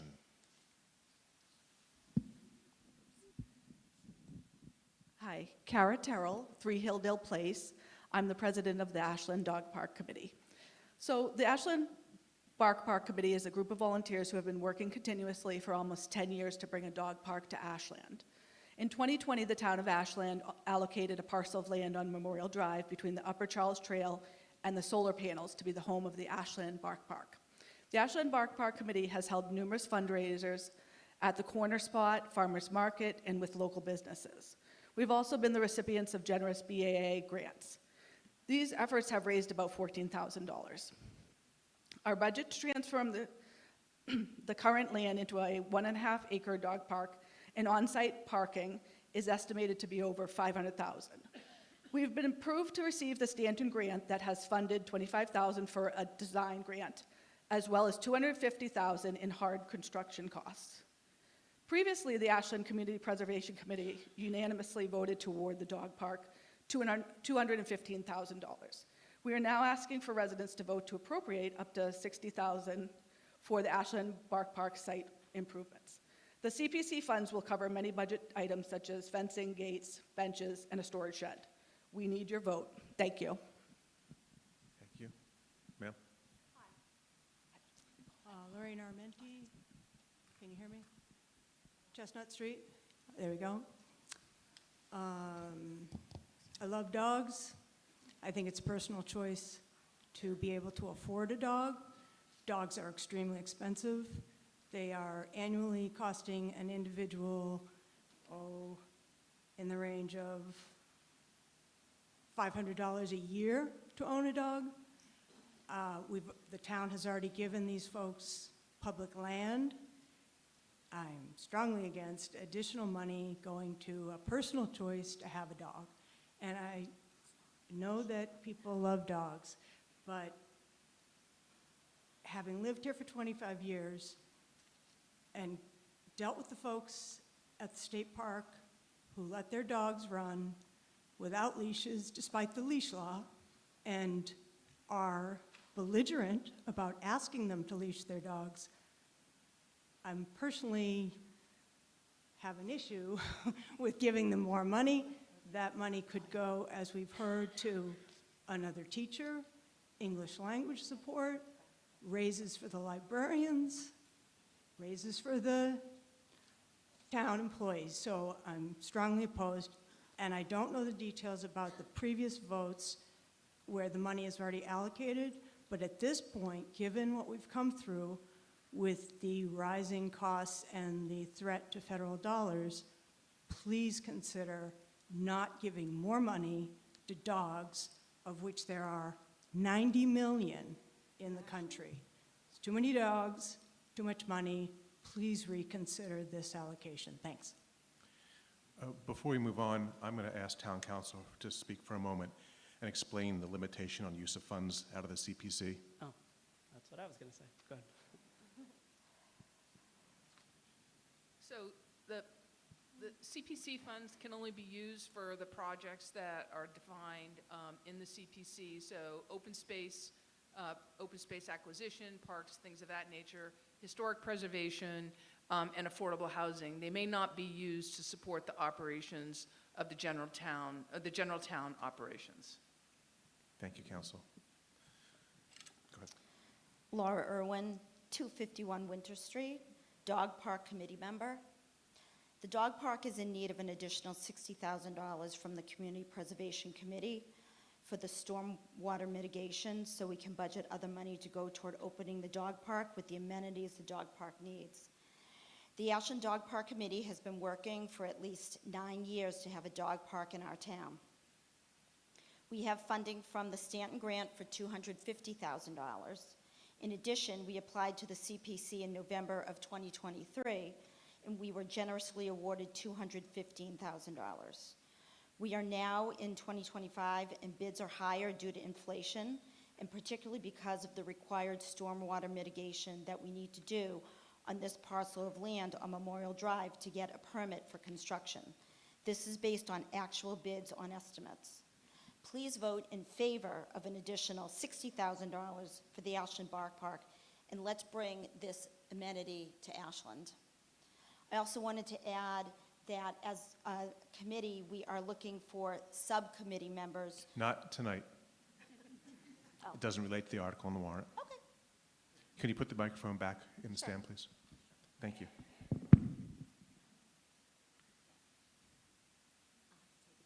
Well, you could move the whole thing up. Just the end, just straight. Hi, my name's Karen. I'm on Warren Road in Ashland. I'm also on the Dog Park Committee. I just want to point out a couple of good reasons why having a dog park in our community be worthwhile. It would really reduce the off-leash activity that we do see in other areas of the town, like the state park, the town forest. It's something that's needed to reduce that area. And also, it can also increase property values. Dog parks have been proven to increase a community, more active-based neighborhood mentality, and increased property value can bring more revenue into the town. So please vote. Thank you. Thank you. Yes. Can I get someone from AV to just adjust that mic stand, please, so people aren't going on the tiptoes to fix it? Thank you. I see them coming.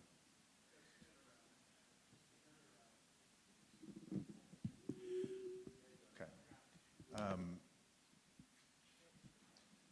Any further discussion? Once we get the mic fixed, it's all yours.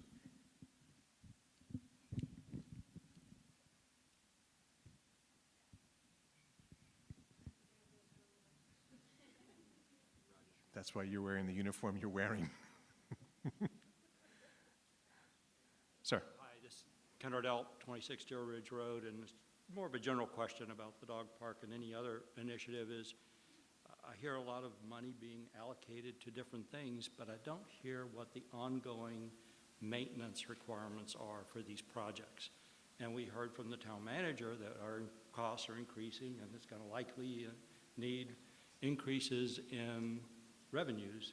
So as we talk about these things, I'd like to also add, what's the ongoing costs for maintenance for these projects? So just a point in general. Okay. Mr. Manager.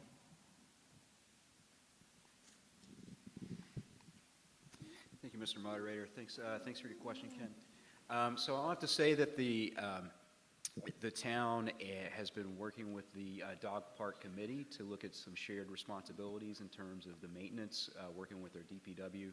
And that has been formalized in a memorandum of understanding, and we're just working through that with the Stanton Foundation now, and hopefully they will agree to that. Bureaucracy's sake.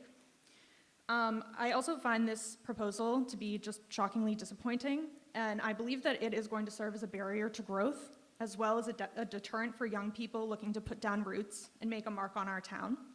Many of you sitting here have had the opportunity to do that. I've gone to school with a number of your children and some of your grandchildren. You had the opportunity to change the downtown as you've seen fit, and I think it's shameful that you would rob that opportunity from future generations. I am currently looking for houses with my fiance and have been for the last 6 months. We have taken Ashland off of our list, and this proposal is exactly one of the reasons why it feels like Ashland is going to be completely stuck in the past while all the other towns in Metro West are blazing a new trail forward. Thank you. Good evening. I'm Deborah Nielsen. I live on Ramblewood Drive. I would like to read a message that I received from Nadine Nesbitt. She is the only residential building owner within the proposed historic district, which is the Purple House. And I quote, "I am in favor of the historical changes that are being proposed. Please read this. It's short and sweet, and I am all for this." End quote. The intent of this district is to benefit everyone within Ashland's community by preserving all of our history that is downtown.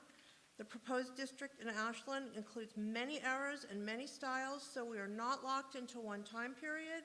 It is not the intent of the Historic Commission or the future District Commission that will be established to block any business efforts. It is it's the intent to be flexible, to work with property owners, but to keep the historic integrity of downtown intact.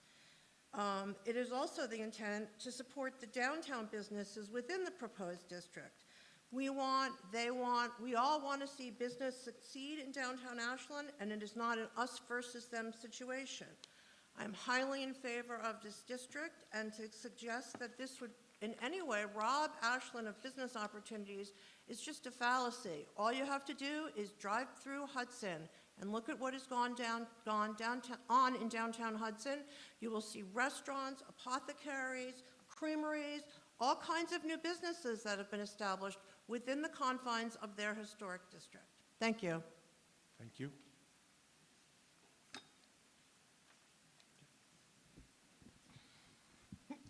Here we go again. I'm Brandy Kinsman from the Select Board. I'm at 6 Lucy French Way, but I'm here speaking on my own behalf. I'm not here representing the board tonight. First of all, I just want to thank the Historical Commission for all the work that they've done on this and acknowledge that it has been a long process for you. I know this started initially with, the genesis was the mill building, which unfortunately with 40B circumvents local zoning. And the intention of this bylaw is really good. My concern really is just how it would be implemented. I do have some concerns. So we all know that there are unique buildings in downtown Ashland that we all love. Jim talked about the Federated Church, Stones. Those buildings should absolutely be preserved. It adds to the character and the uniqueness of Ashland. But there are many parcels that are on this list that would not necessarily be those that we would want to preserve the facades. The young lady in front of me had talked about Lunkers. That is an old building. It is a historical building.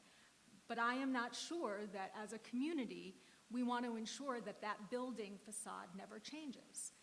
And so when we look at how this would be implemented, a better approach, I believe, would have been to establish individual building local historic districts, and other towns have had a lot of success with this. Wellesley has 5 individual local historic districts. Needham has one in front of the Attorney General. The city of Somerville has over 200 individual local historic districts. It is something that could be targeted and would be much more, I think, applicable to our downtown rather than this blanket approach. We have invested millions of dollars in revitalizing our downtown, and we have seen private investment come in to support that. We saw that with, we've had new businesses come in, Crossroads PT, we've had Sub-Zero Ice Cream, and most recently Clover Road, and that has added to the vitality of town. And I'm just concerned that this particular bylaw would not serve the community in the way that the community intends it to. So my personal view is that this particular bylaw, as it's written, should not be passed. Thank you. Jim, if a question is asked, you can certainly answer it. A concern is her opinion, so there's really no response to her opinion.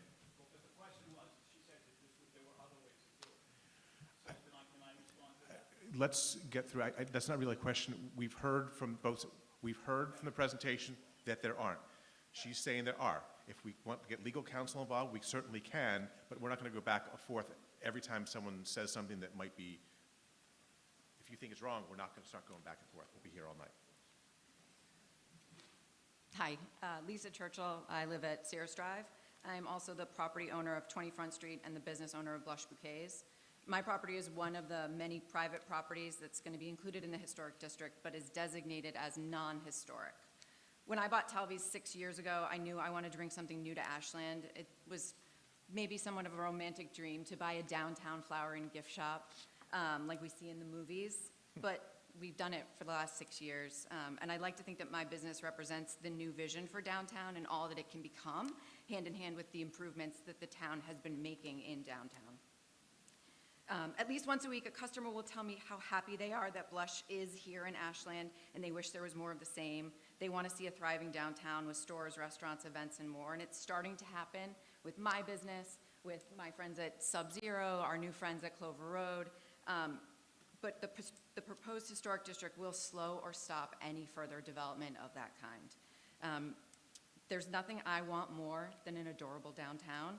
This proposed historic district will not create that. It will not encourage us to update our buildings. It will not provide grant money for us to pay for the increased standards they're imposing. It will not promote growth or new business. It will simply tie us up in paperwork, restrictions, and increased costs while freezing our downtown in time. There are currently no storefronts or buildings available for rent or purchase, so where can new businesses go without some level of development required? And the 60-plus day process of paperwork, public hearings, and imposed restrictions, which is in addition to existing town processes, will discourage any new developers or business owners. Now, during this, I've been repeatedly assured that as a non-historic property, none of the restrictions apply to my building, but that seems to be currently. There's no guarantee that it would continue to be the case, so why are we burdening the property owners and the businesses with additional red tape? To be clear, I understand the desire to protect meaningful and significant historic properties, but not at the expense of the property owners, and definitely not at the expense of non-historic properties that are being swept up in the current district. I'd also like to note that no property owners or business owners were consulted during the entire process that the Historical Commission has gone through. We received letters in the mail, but there was no discussion that ever took place. I was told recently by the Commission that it was simply an oversight on their part, but it feels like a huge oversight. The Commission is claiming that they want to help us, but how can they help us without a true understanding of what downtown looks like from the inside? So I think you know where I stand. I oppose this district. Thank you for your time. Thank you. Marcia Rennie, 41 Bay Colony Drive. I was born in this town, and I've lived here most of my life. And what I want to stress to this group tonight is that we are a community. I own a house, but I want to live in a community. And a community means that we think about the needs of each other all the time. And yes, being a property owner gives us certain rights, but we all live under zoning laws, we live under other kind of restrictions because we want our quality of life as a group to matter. I have seen too many times in my life here where we have waited too long as a community, and a property owner who's come in and has their single vision of what they want to do with a parcel or a building, and then literally for the rest of time, we have to live with that single person's vision. This is wonderful to me. This opportunity that we can have a group of people who are going to be appointed, are going to have guidelines.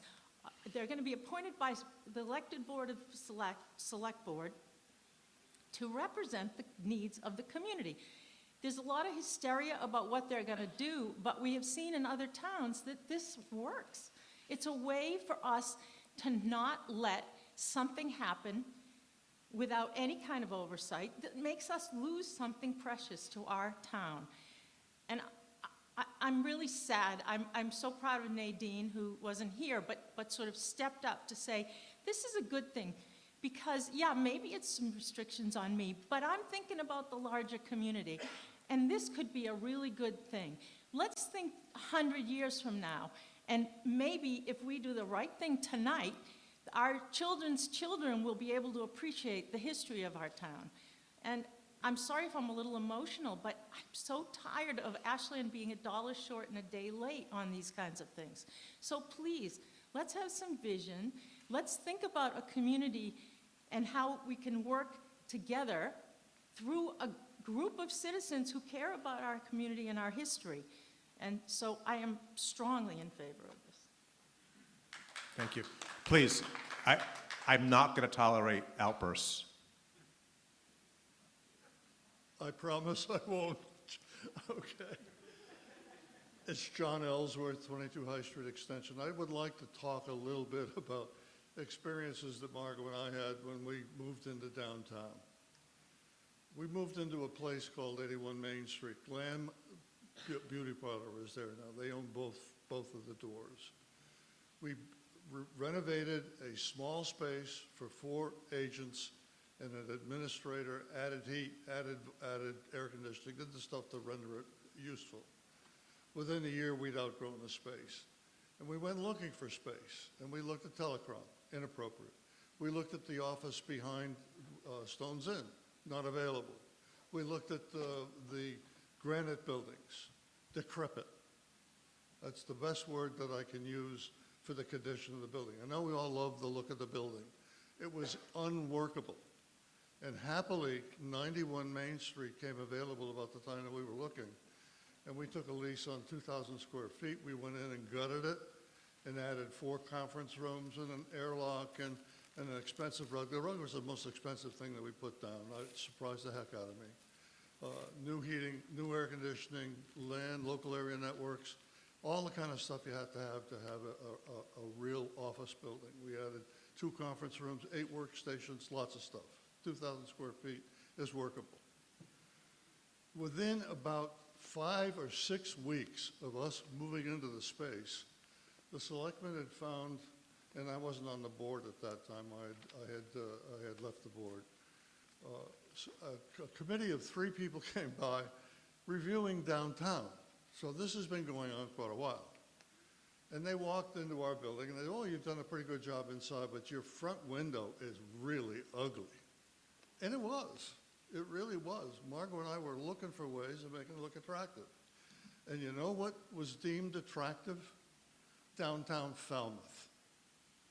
And they wanted us, or they suggested, they didn't say they wanted, that we put some cubby holes in the front window and we display various real estate pieces in it and basically dress everything up. Well, we had looked at that, or rather I had looked at it. It's called cabinetry. It was a $25,000 addition to the thing, just to have the cabinetry in the front window. An impossible suggestion. And that's my concern. I refer to a committee like this as a cuteness committee. She called it an adorable downtown, okay? I would like a good-looking downtown too. But if you look at the buildings that have been improved upon, take a look at Ralph and Brian Cheever's Ashland Lumber. That looks great. And you know what it meets? It meets the requirement of the planning board and all the things that have to go into building the outside of a building. How does a planning board You got to wrap it up, John. I'm winding up, Adam. How does a planning board respond to this committee when this committee says, no, it's not sufficiently cute, it's not what we want, for 5 people who are not elected, for 5 people who are just picked up off the street, or they're interested, I shouldn't denigrate it, they are interested in downtown.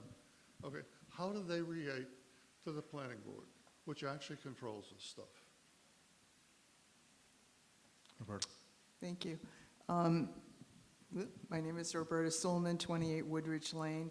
I'm the chair of the Open Space and Recreation Committee and the Open Space and Recreation Committee's representative to the Comprehensive Plan Committee. I wanted to urge people to vote in favor of this. Are you speaking on your own behalf? No, I'm speaking on behalf of the committee. I was about to get to that. I represent the committee, and we voted to endorse this bylaw change and this warrant article, and I'm urging folks to vote for it as well tonight. I think that what we're looking at here is the preservation of what we value and the preservation of things that are really important to us downtown. It's a connection to our past. And in every single open space and recreation plan that we've done, and in the comprehensive plan, residents have overwhelmingly said that the historic preservation of historic buildings are important to them. It affects their quality of life. It's part of the reason they moved to Ashland. And I think it's time that we listened to what the residents want. Otherwise, why do we keep going back and asking them? I think that it protects property values. Other towns around it have used it as a great liftoff for development of their downtown area. And I think that people were talking about what's shameful and what's not going to work, and I think the thing that's shameful is ripping down and pulling away and destroying the history for future generations. Once it's gone, it is gone, and people will just never, ever have it in their lives again. Someone more eloquent than I said, history cannot be preserved without preserving its physical manifestations, for these are the things that are witness to the stories of our past and carry them forward into the future. I think it's incredibly important that we preserve these buildings. Going one building at a time is clearly not the way to do it. The only way to do it, as advised by the Mass Historical Commission, the only thing that gives full and permanent protection is to establish a historic district. And I have two questions that I wanted to ask Jim for clarification here. This bylaw, my understanding is that it does not prevent changes to a building. They just have to go through the commission. So all this talk about we can't change a thing ever is really not accurate. And the other thing is that, did you make any effort to reach out to property owners during this process? Thank you, Roberta. Yeah, we did reach out to property owners during the process. We've had 3 years of continual meetings. Letters have been sent out, social media posts have been sent out, and we've had 2 public forums, 1 public hearing, of which many of the people that are speaking tonight were at and had their questions addressed and had their concerns aired. So I'm not hearing anything new tonight. However, what was your other question? Can changes be made? Would changes, I'm sorry, what? Can changes be made to buildings? Changes can be made to buildings, yes. The way the system would work if it's a local historic district, there will be 3 things. It'll be a certificate of appropriateness. If it's a minor change will not be affected at all. The only change will happen if a permit has to be pulled. Anything you have to do to fix up the property without a permit wouldn't even come across the radar of a historical commission. Anything other than that, there would have to be, and sometimes, like we said, we wanted to be flexible. No one's on the commission yet, but the future commission hopefully will be flexible in that if it's a minor thing, if it's not a big deal, if it's not the right kind of thing, but it looks like it should belong, then it's fine. Minor changes can be made. Paint colors are not part of this. Roofing colors are not part of this. The guidelines that are suggested are for builders and developers or property owners, give them some kind of thing of what a commission would be looking for in some kind of proposed change. They're not written in stone, and they're not the bylaw. They're suggestions. Okay, thank you. Thank you. Thank you. Hi, my name is Lauren Crowley. I live on Webster Road. I've been here since 2022. I also run the Sub-Zero ice cream store in the center of town that would be part of this district. I'd like to echo the sentiments that I do think that historic preservation is an extremely important part of our town, our community, and communities everywhere. But ultimately, to me, it feels like Ashland has less of a district, but a few sites that were highlighted tonight. From what I understand from the committee directly is that it's more difficult and cumbersome to establish the sites as compared to a contiguous area, which we're talking about tonight. But most of the commercial space that ends up wrapped up in the district is not historic, but would still end up being subjected to the additional bylaws, by being in the district. I have heard that it's been explained that while certain properties, the one that I occupy currently is not historic and would not be subject to the conditions, any changes to that property would still need to be processed by the commission and by nature of being included into the district, which does add yet another town approval process for a business trying to operate in the center of town. With all of the exceptions that would be likely, that's being talked about here tonight even, it does raise the questions to why so many of the locations are included in this historic district in the first place. As once they are subjected to the extra bylaws, there's no guarantee that the exceptions would come to fruition for those properties. And even if it would be a quick process, it's still an additional task to which an owner or occupant would need to comply. And this could make pursuing reasonable updates more cumbersome for current owners or discourage new businesses from entering the downtown area. So while I believe there is a collective agreement that these historic sites can and should be preserved, the creation of this district may do just as much, if not more, to potentially hinder progress and updates in downtown than it does to preserve the handful of historic sites. We could be using our time and resources to preserve things individually, like we did with Clover Road, like we saw outside of the establishment of a historic district, with partners that can commit to reinventing areas of our downtown while also respecting its history. My colleague from Blush and myself, we actually inhabit a floral shop and an ice cream shop, just with modern takes on it.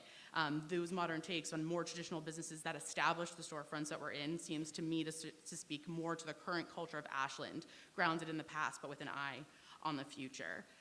There's also been a lot of citations about being beneficial to businesses, but other historic districts have kind of encapsulated something in time, and I personally struggle to see how freezing Ashland's downtown in the current moment does that in the same meaningful way. So I completely respect what we're trying to do here and ultimately agree that we should be preserving these sites.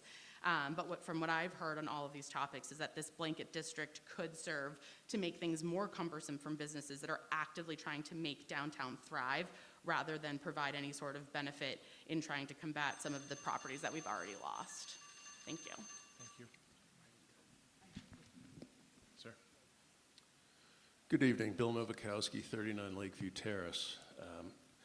I will admit to being somewhat shocked and taken aback to see a document like this being handed out as we walked in. It seems that obviously someone is rather rattled by the prospect that they can't do what they want in the downtown district. We've seen historic properties being demolished and replaced by big box apartment buildings on Main Street, something that really is a visual blight that blocks the view of the church and everything else.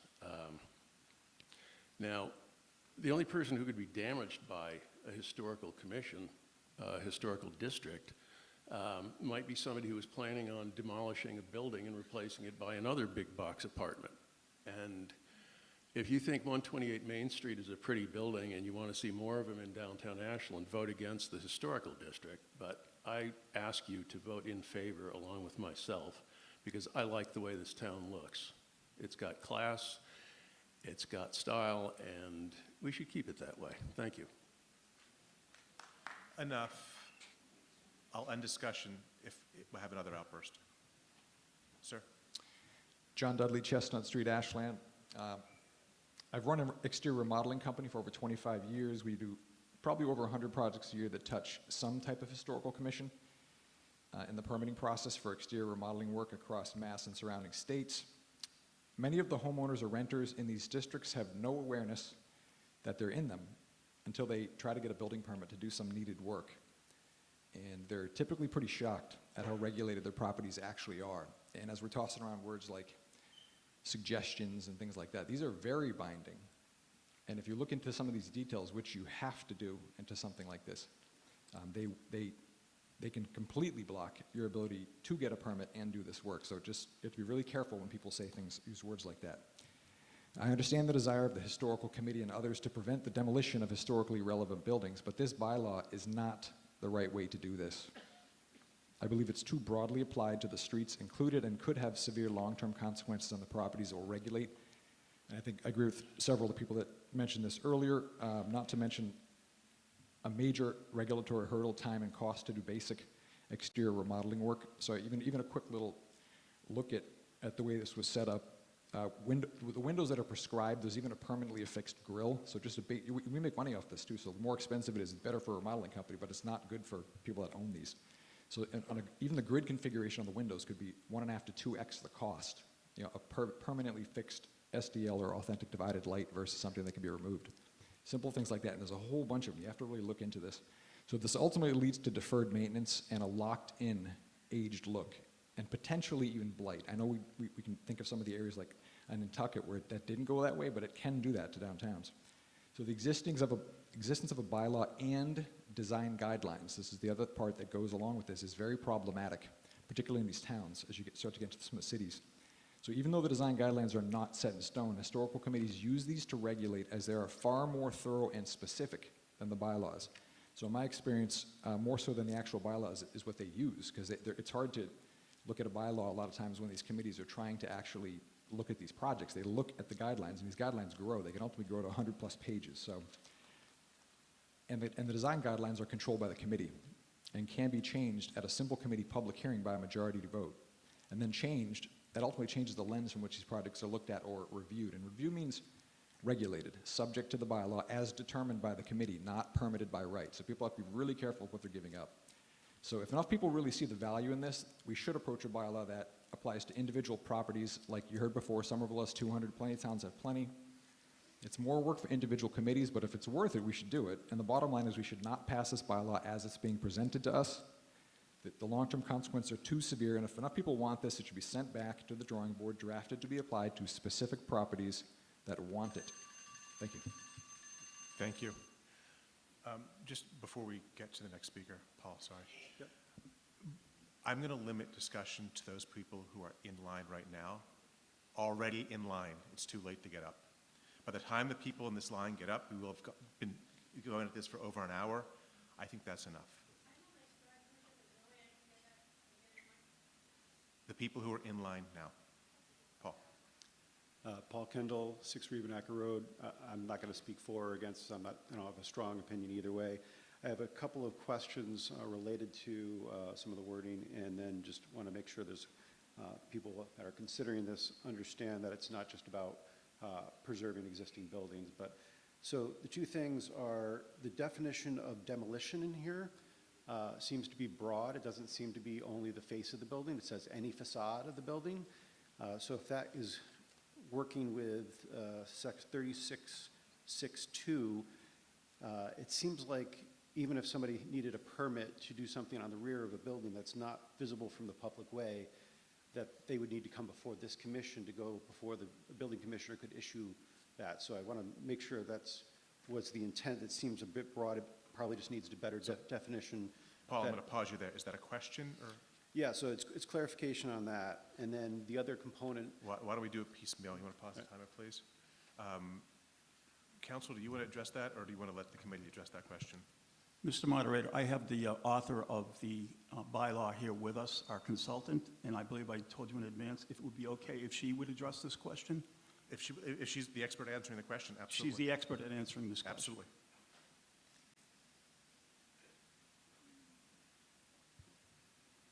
Oh, you're growing tall in Ashland. Well, if you can get the microphone to move. You can pull the whole stand and Okay, lean it I got it forward. now. You must have some good vitamins here. Yes, this is the standard guidelines this is the standardized law that's been tested in court. And yes, so the definition of demolition, I should back up a second. So anything that's reviewable would be something that's viewable from the public way. But that's not what it says. That's my point. It's very clear, visible from anywhere outside of the building. That's the one part in the bylaw that does not say from a public way. So it Right, but broadens that. the whole bylaw is only for those things visible from the public way. So if you've got something on the back of the You have building. a definition, and then you have an application in another section that says, so I'm just, like I said, that's just a concern of, I don't think it was the intent, but the way it reads, and again, I'm just bringing that up as a, so. Okay. Sounds like the intent is what I think the intent is, but. Yes, actually, and I can say this is the standard, this is the one that's been tested, the standard bylaw that's been tested in court. So legal counsel, at the Attorney General's office has found that those definitions and then the overall for the public way seems to have, is reconciled correctly. Okay, thank you for that answer. You want to start the timer, please? So my second question is to the commission. You have a quorum set at 4, which is unusual, and then you have your decision at a simple majority, which is, again, odd. And so it's particularly when you have a time frame that you have set up and you have to then wrangle more members, just wanted to understand the reason for having a higher number. You have a supermajority for a quorum, but then only have a simple majority for taking action. Yeah, I wish I could speak to why that has played out. That's how it's. That's not what clarified. MGL says. So that's, Yeah. that's not, the basis of MGL says simple majority for both. Yeah. So why does ours say 4 for a quorum? Let's double check what it says. It says 4 for a quorum. It does, in 32.4.3, it says, oh, excuse me, 32.4.6, 4 members of the commission shall constitute a So quorum. let's not argue about what it actually I says. don't know why. And let's answer why That's it what's says that. been, that's been what's been vetted by the Attorney General's So office. I don't know is the answer. I don't know the answer Okay. either. Okay. And Paul, do you have then, anything so else? the other component that I was going to say is, we've talked about preserving the buildings. Just to be clear, this is any activity. So if you want to have a blank, so take where we do the farmer's market. Somebody wants to construct something, it also is there. So it has to be approved. All alterations or buildings have to be approved by the commission. I'm not saying that's good or bad. We've just Yeah. been spending a lot of time talking about preserving buildings. This isn't just about preserving buildings. You would need approval for any construction. Yes, so Period. other than the exclusions that are set up, like paint Exactly. color and that, and roof shingles and the exclusions that are set up, yes. Thank you. Thank you. I'm Lori Dudley from Chestnut Street, and I'm also a historical romance writer, so I appreciate history, but I also have learned through history what happens when you give your rights of public rights to just a few people.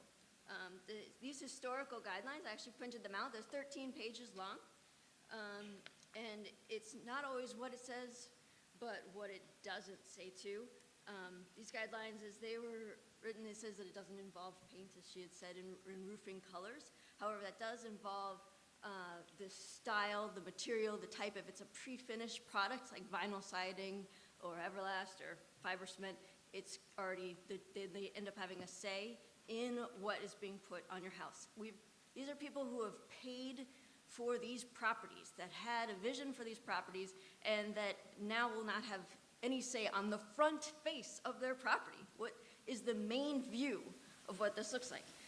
What also happens is that these products tend to be, historical products are very expensive, typically. If you're reverting back to something that is for a specific time period, they tend to be more costly. And what happens then is the price goes up. People can't afford to have these repairs done. And so then the property ends up degrading in value over time. It's also a ton of red tape.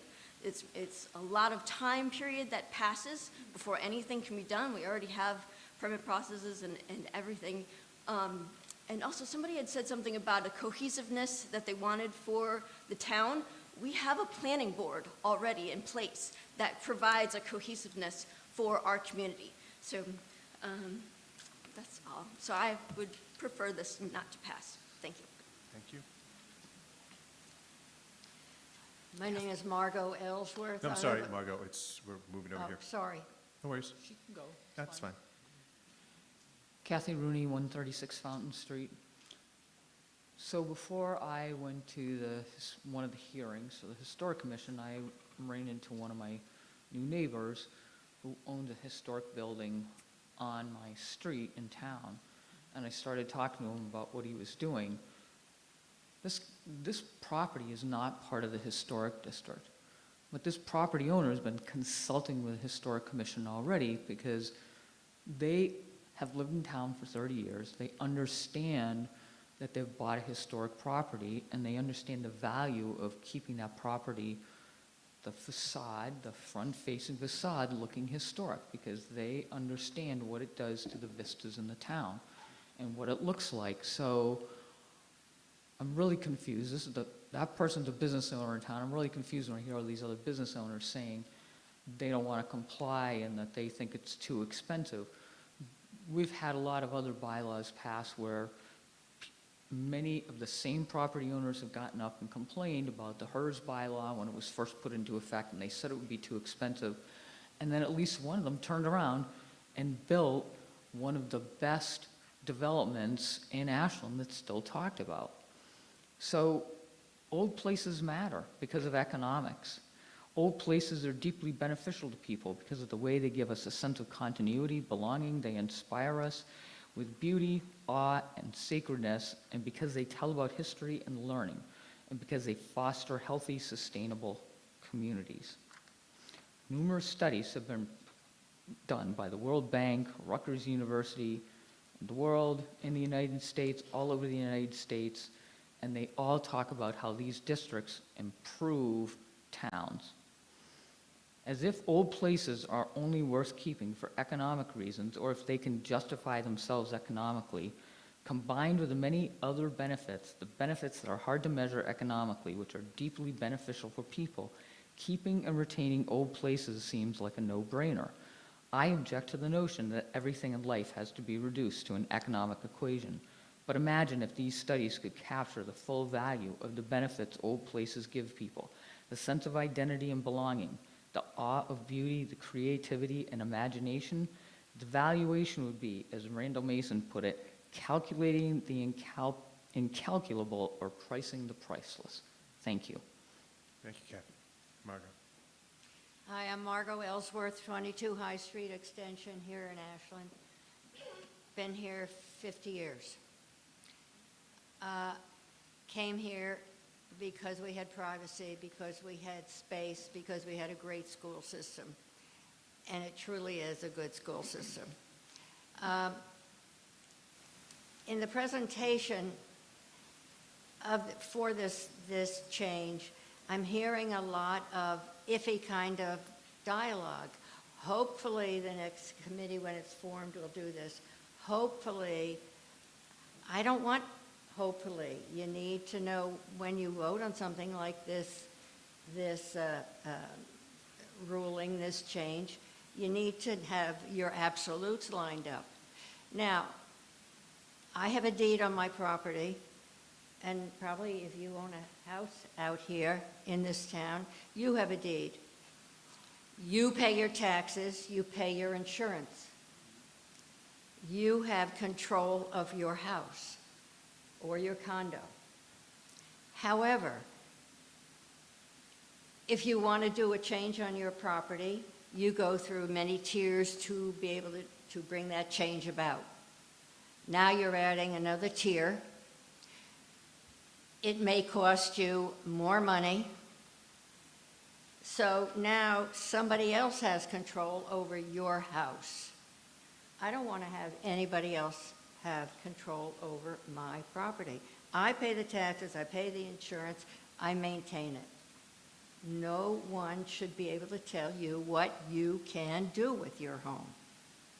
So that is there are enough controls as there are. And when I hear the word hopefully, it makes me nervous because you really don't know what you're voting for in absolutes. Thank you. I am against this measure. Thank you. Beth. Good evening. Thank you, Mr. Moderator. My name is Beth Reynolds. I am the Director of Economic Development and Community Outreach for the town of Ashland. Over the past 2 years, I have closely followed this planning and discussions surrounding this proposed bylaw. I've watched public meetings, listened to community feedback, and sought out perspectives from those who would be directly affected. Let me be clear, I deeply value Ashland's history and the character that makes our town unique. Preserving our history is important, as seen in our downtown fire station, a great example of honoring the past. However, I do not support the proposed bylaw to create a local historic district. I have concerns about the impact it would have, particularly on our small businesses in the downtown area. This bylaw would create yet another layer of town oversight, another approval process for businesses that are simply trying to operate and make improvements where they can. While the proposed Historic Commission has suggested that changes to non-historic buildings would likely be approved without issue, there is nothing in the bylaw that guarantees that outcome. Once properties are included in the district, they are fully subject to these new regulations regardless of current intentions of the Commission. I would like to go back to my reference of the old fire station. Clover Road Brewing poured a large amount of money into that building after leasing it from the town last summer. The process consisted of several meetings, the planning board, design review, and the historical commission. It took months to get through that process, and I fear that if we add another step, it may deter someone from putting the time and money into such an endeavor and just go somewhere else. We already have tools in place to ensure design consistency and thoughtful development. Adding another level of review risks sending the wrong message that Ashland is a difficult place to do business. That perception matters. I've spoken to several business owners who are worried about this bylaw, about potential costs, delays, and the loss of autonomy over their own properties. I believe we can protect Ashland's historical character without creating additional burdens that discourage investment and progress. I hope we can find a better balance, one that honors our past without putting our future at risk. Thank you, Beth. Ma'am? Audrey Colson, 3 Shadow Creek Lane. I've lived in Ashland for 10 years now. Before that, I lived in another town. I was actually living in a house in a historic district, lived there for 50 years. The historic district was created about 30 years in for while we were there. And I have dealt with them in replacing windows, getting a sign for a business, adding an addition on the back of the house, and changing the back doorway and extending the porch there. Had to go through the historic district, and I had no problems at all there. So they deemed every project that I had, brought forward to them to be appropriate, because as I was planning and talking with my contractor or architect, I said, this is a historic house. We want to, any changes I make have to be appropriate. So we kept that in mind, and the historic district always passed us with flying colors. So I'm in favor of this. Thank you. Okay. Ken Ardell, 26 Deer Ridge Road. I'm actually speaking for Adam Sachs, who couldn't be here tonight. He's at 2 Esther Lane. Adam wanted to point out that he is representing himself solely. Adam grew up in Worcester, where his grandfather started a home window. Ken, just to be clear, I do not allow people to speak for other people in town meeting, but where they're both residents, I'm going to allow it. Okay, thank you. Adam grew up in Worcester, where his grandfather started a home improvement business more than 75 years ago. Business moved from Main Street to Southridge Ridge, right next to Coney Island. It was a significant move for the company. Unfortunately, when they wanted to renovate the building, which had become historic districted, they were told that they could not put in windows that they wanted, and the cost of the put in the windows that did comply was 6 times the cost of the standard window. Ultimately, they felt it was more appropriate to move the business again, which was another significant undertaking. Ironically, the building they moved from is still vacant today. While he agrees that guidelines can be helpful, we do not want to discourage businesses from making improvements. We should look at offering incentives versus penalties. Thank you. Sir?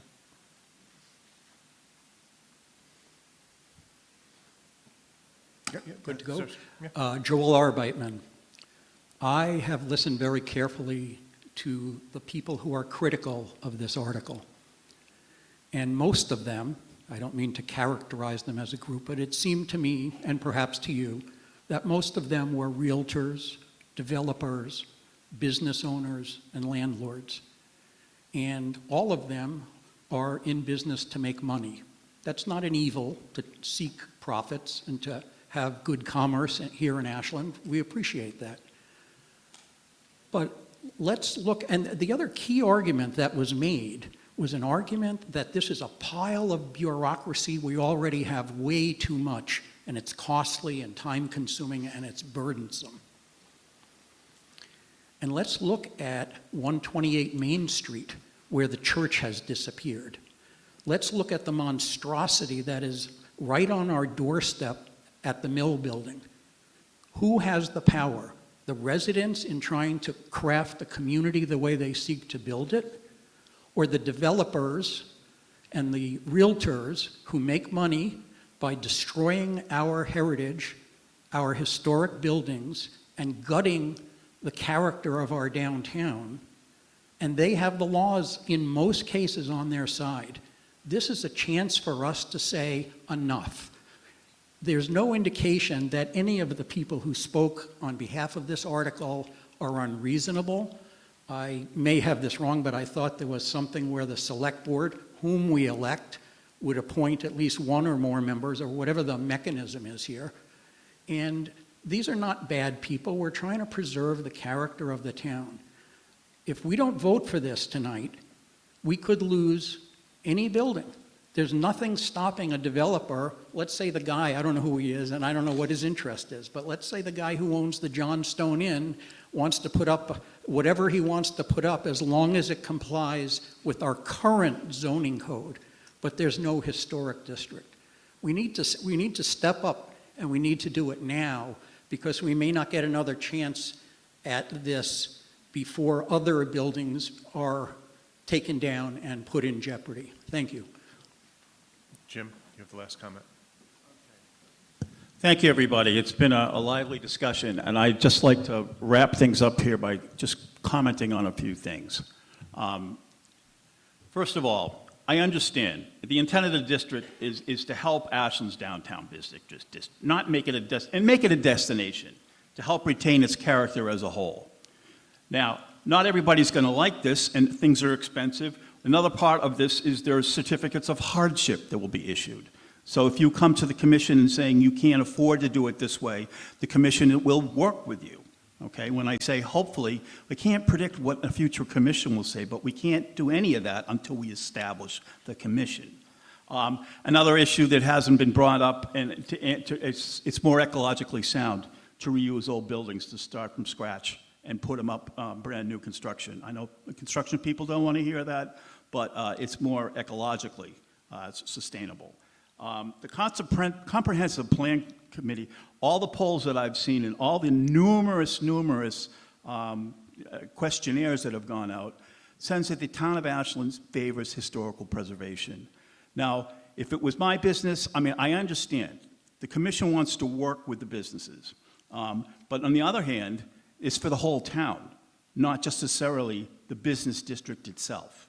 We purposely looked at the downtown, of which there's only 8 buildings out of 25, and there's 4 monuments and there's park areas that aren't historical.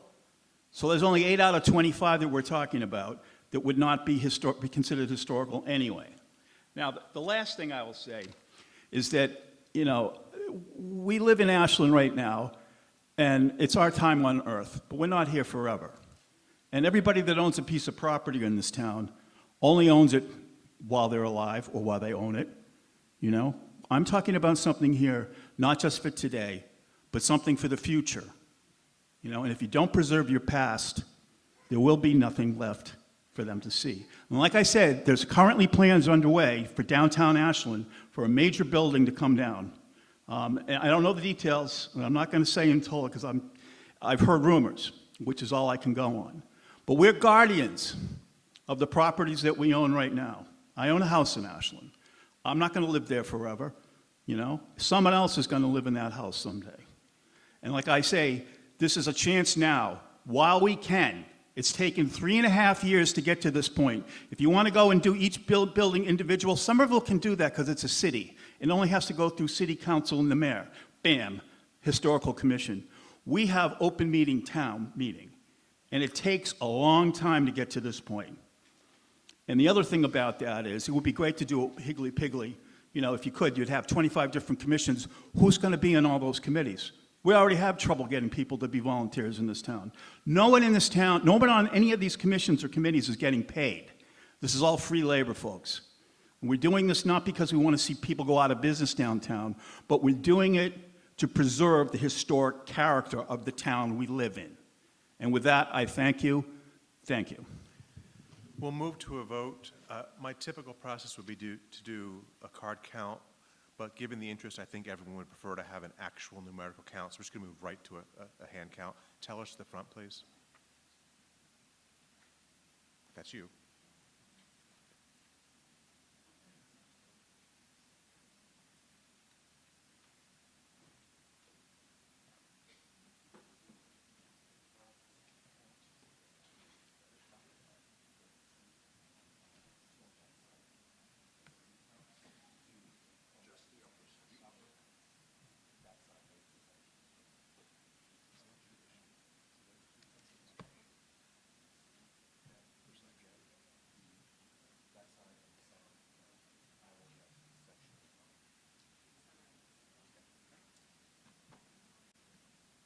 The tellers are going to get into position,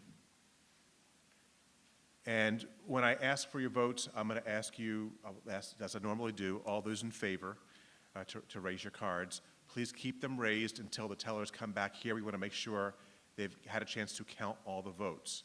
So all those in favor of this Article 15, please raise your cards.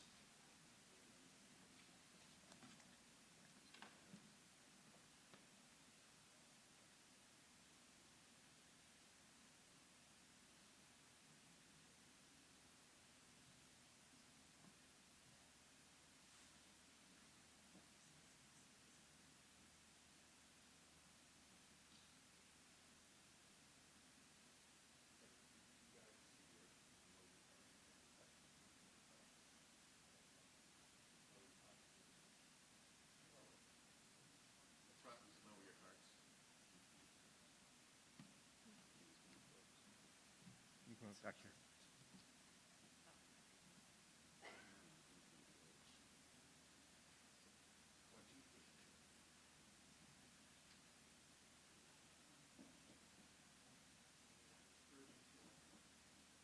Okay, everyone can lower their cards.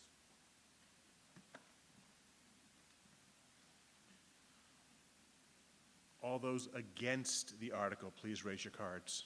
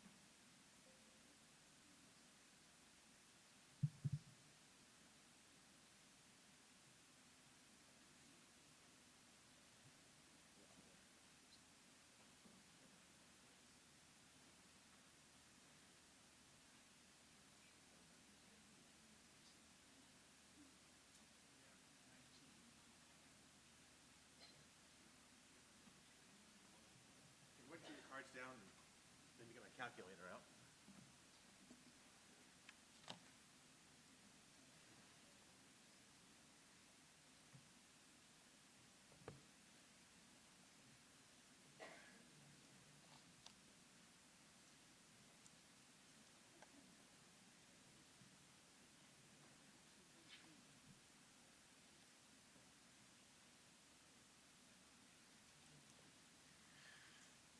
There were 111 yes votes, 66 no votes. Given that this requires a two-thirds margin, it fails. In favor, 111. Opposed, 66. In order to pass, it would have needed 132 votes.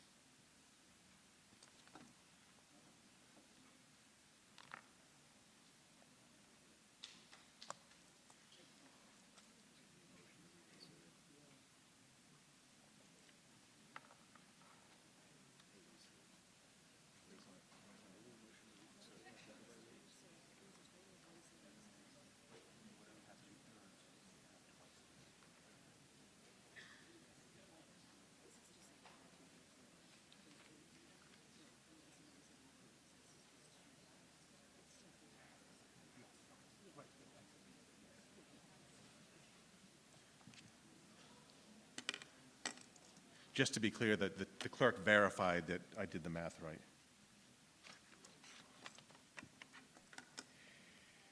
Article 16, land taking from multimodal trail sponsored by the Select Board. To see if the town will vote to authorize the Select Board to purchase, acquire,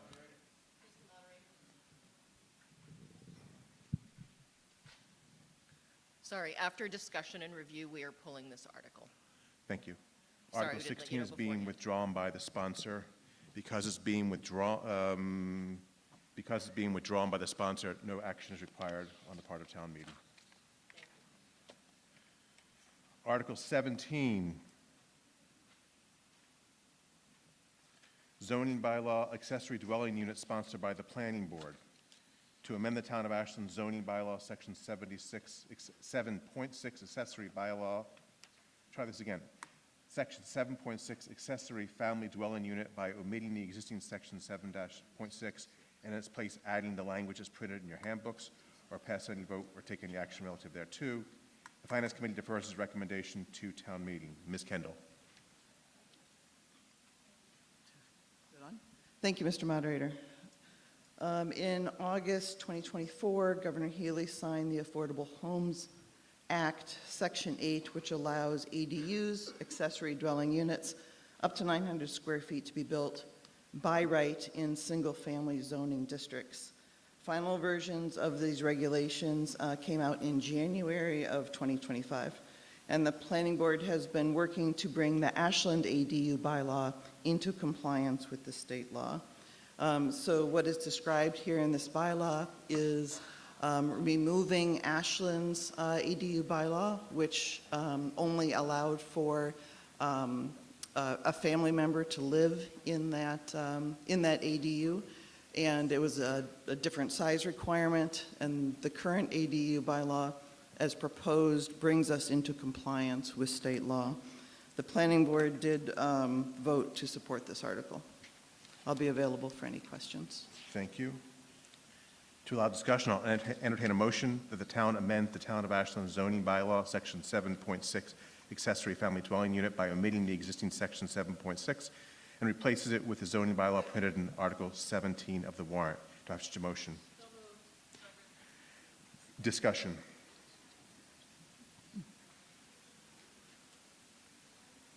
All righty then. We will move to a vote. Zoning is normally requires two-thirds majority to pass, but given changes in Mass General Law, this requires only a simple majority, so a simple majority wins this vote. All those in favor of the motion on Article 17, please raise your cards. Thank you. And opposed? That passes unanimously.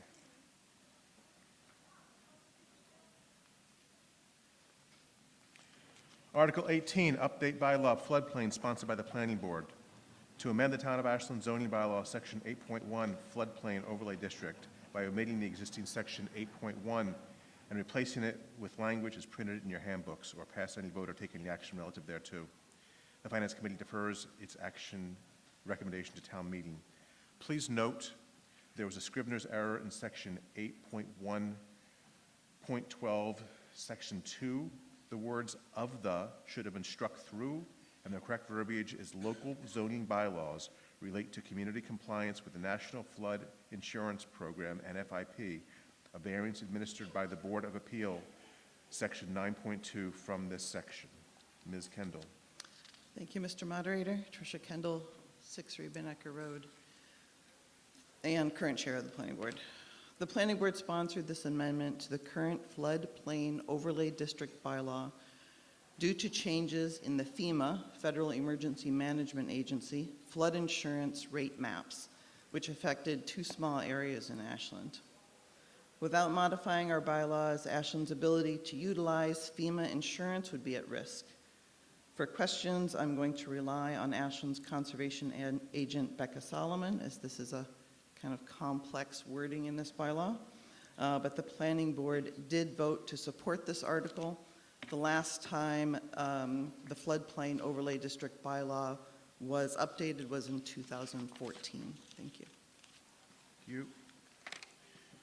To allow discussion, I'll entertain a motion that the town amend the Town of Ashland zoning bylaw, section 8.1 floodplain overlay district by omitting the existing section 8.1 and replacing it with the bylaw as printed in Article 18 of the warrant, except that the words "of the" following the words section 9.2 in section 8.1.12 subsection 2 shall be omitted.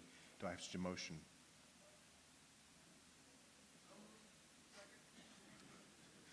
You could have been here a while. Discussion. Everybody Everybody's still tired out from the Historic Commission.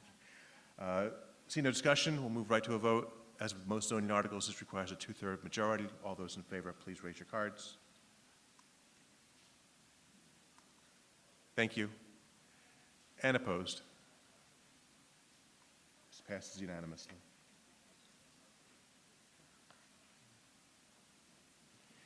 Article 19, update site plan review sponsored by the Planning Board.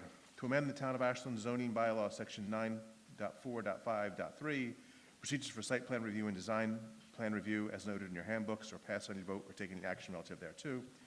The Finance Committee defers its recommendation to town meeting. Ms. Kendall. Thank you, Mr. Moderator. Tricia Kendall, 6 Reubenecker Road. This bylaw, as you can see, in 9.4.5, it's just the text that is being mentioned. Basically, that we're trying to start cleaning up the bylaws to make things a little bit more consistent within them. This is maybe the first of what will probably be many changes, little by little, through town meetings. Changing this to 65 days instead of 30 days brings the site plan review and design plan review into alignment with Mass General Law, Chapter 48, Section 9, which is for special permits, which is 65 days. So we don't have to change this by Mass General Law, but we're trying to bring our site plan review process and design plan review process in alignment with the special permit process, because often we are dealing with those two permits at the same time in the same project. Thank you. Thank you, Tricia. To allow discussion, I'll entertain a motion, I'm not entering them, but the town amend the Town of Ashland zoning bylaw, section 9.4.5.3 is set forth in Article 19. Do I have such a motion? Discussion? I'm guessing none. All right, this will also require a 2/3 majority. All those in favor, please raise your cards. Thank you. And opposed? That passes unanimously. Article 20 is being withdrawn. There's some conflict. The Attorney General's Office and Department of Agriculture can't agree on anything. So until they make an agreement, we're pulling this article, bring it back potentially in the fall. There being no further business, I'll entertain a motion to dissolve. Second. All in favor? Anybody want to stay? Okay.